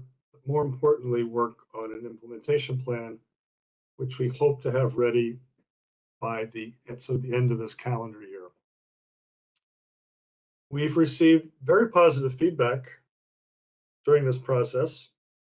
We've heard, especially from the part of the industry that depends upon wild capture fisheries, the surveys and allocation work for the councils, in other words, this audience today, that continuing the work on surveys and allocations to the councils should continue to be fundamental to what we do. But we've also heard that surveys and allocations may not be enough to sustain the industry in the face of climate change, the COVID supply disruptions that we've been through, offshore wind, and a variety of systemic challenges to the industry. You know, the graying of the fleet, the need to recapitalize boats and infrastructure, and so on. We're hearing, or we've heard, that the seafood industry would like to see greater support for maintaining and, where possible, increasing domestic production, both from wild capture and farm seafood, and greater attention to industry services and support. So not just, obviously, the science work, the survey work, the council work, as I said, will continue to be fundamental, but there are other things that the agency does too. Our work on aquaculture, the work on IUU, in terms of leveling the playing field on imports, opening up export markets, economic market and social analysis products. We have the seafood inspection program that works with USDA, for example, on USDA purchases of seafood. Fishery finance program that provides loans. Our outreach and communications office that helps to tell the story about sustainability of U.S. seafood. Sea grants, broad work such as young fishermen's training programs. So these are not new activities for the agency. What is new is a refocus on these activities. And it's a strategic effort that will span the next several years in an effort to identify priority actions that we can do best as an agency, where to leverage others, and where to put emphasis in budget requests.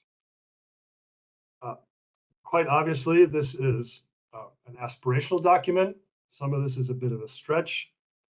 We have limited funds, staff time, and ability to do things. We already need more money for surveys.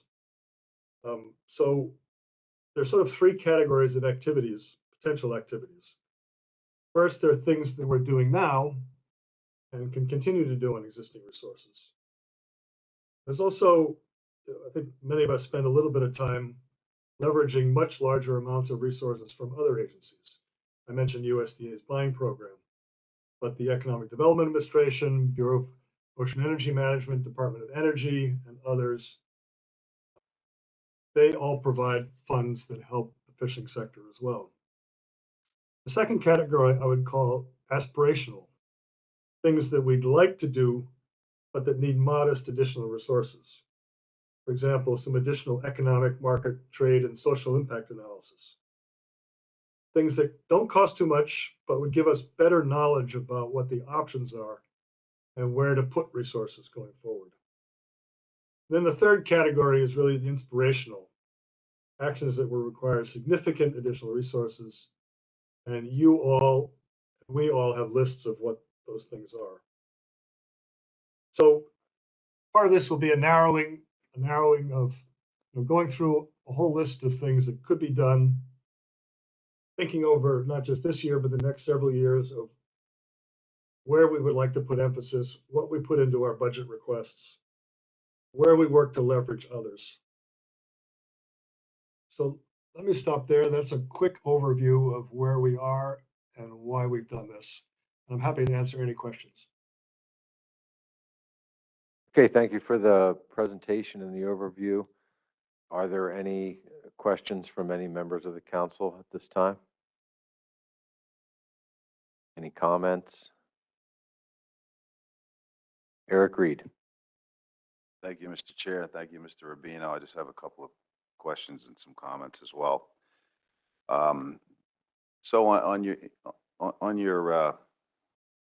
4-pager, on page 1, it talks about the harvest is 10 billion pounds, and the dockside value is $6.3 billion. Am I reading that right? Yeah, I think those are numbers from Fisheries of the United States publications. Okay, so that means the average pound of fish that's produced is worth 63 cents.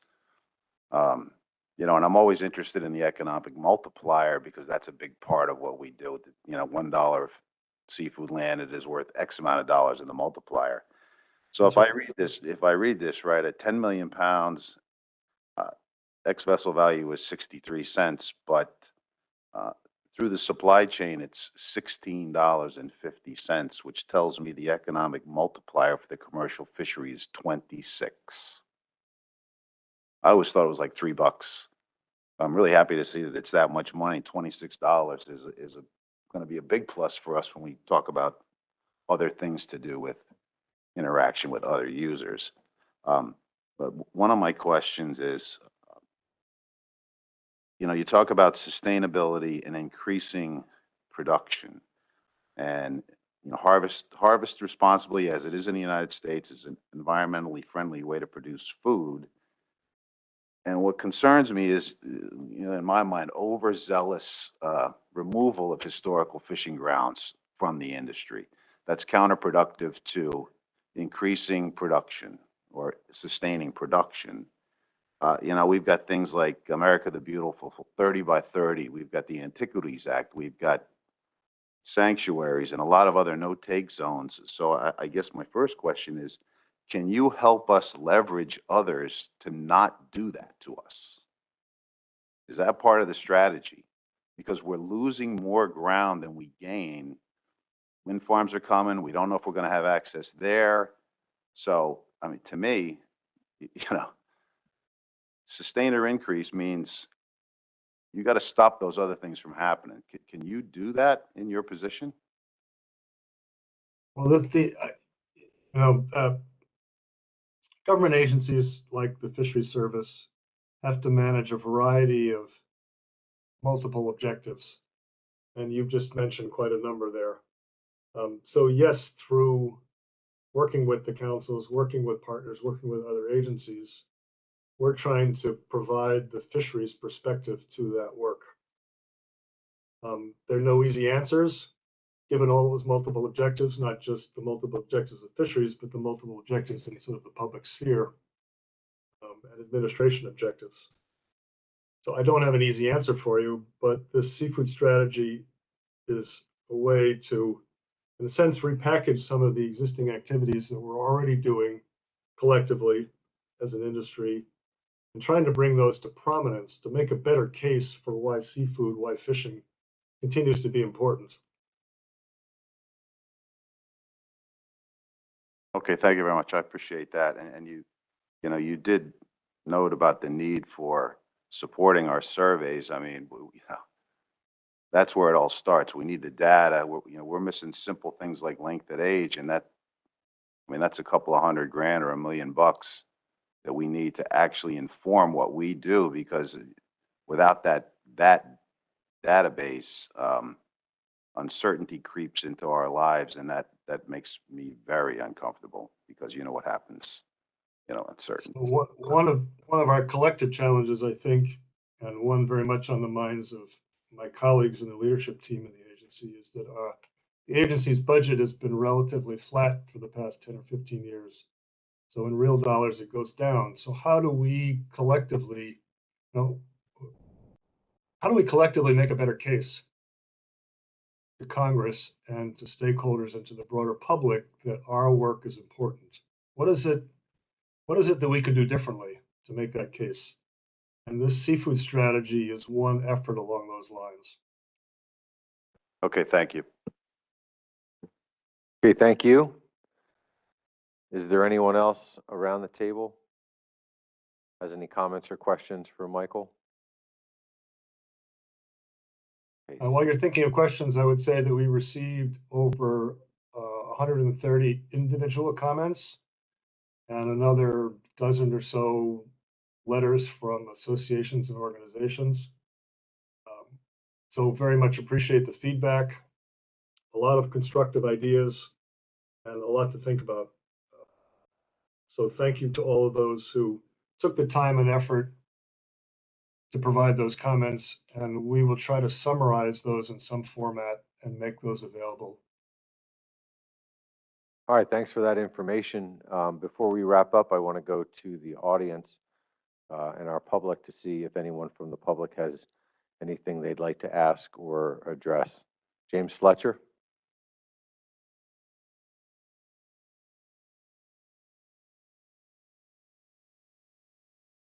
James Fletcher, United National Fishermen's Association. I have one question. Why does a country with the second largest EEZ in the world import 92 to 93% of the seafood, and why is NOAA's strategy to continue to reduce production? I hear we're going to discuss BOFFFF, which, if you do not know, is big old fat fecund female fish, and NOAA has been telling us to kill the largest and leave the smallest since the Magnuson Act went in. Can you tell me why NOAA, Commerce, and State have put the United States in a position where we're importing 93% of the seafood we consume? Thank you. I'm waiting for an answer. Well, thank you very much for your question.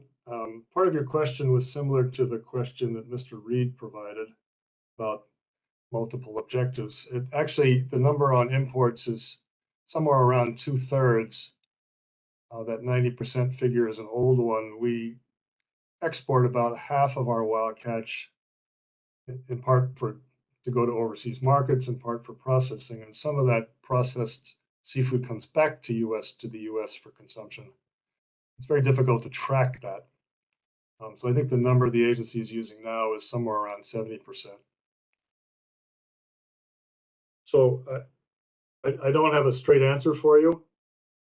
These are challenges that collectively we are facing.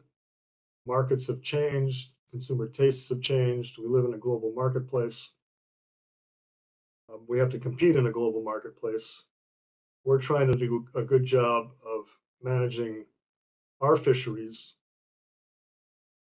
both wild capture and aquaculture, and to secure a place for that seafood in the US market.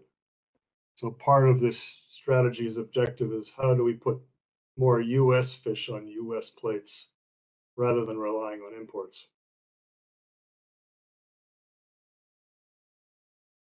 Okay, thank you, Michael.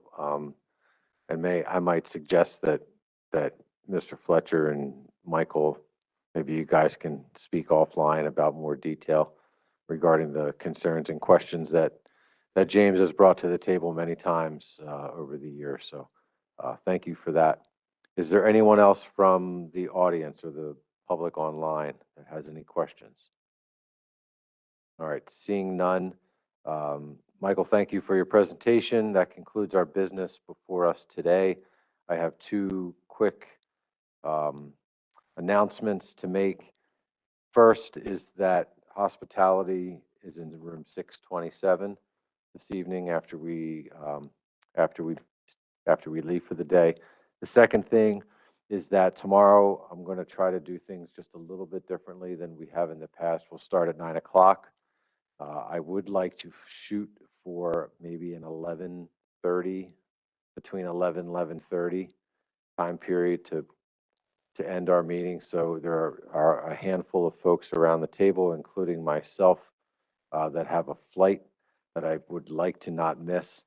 But I would also like to see the meeting through and not have to get up and walk out. So we will not be taking a checkout break, standard, around 10:30 or so. We're just going to work right from 9 o'clock until we're done. So if you do have a presentation for tomorrow, keep brevity in mind as you're working through that. We'll make sure we cover all the necessary items that you want to cover. But we're going to try to move a little quickly through our agenda and our business session tomorrow. So I'll leave it with that. And thank you all for your participation today. And to all the presenters, we had a lot on today's agenda. And this meeting is now in recess until 9 o'clock tomorrow morning. Enjoy your evening.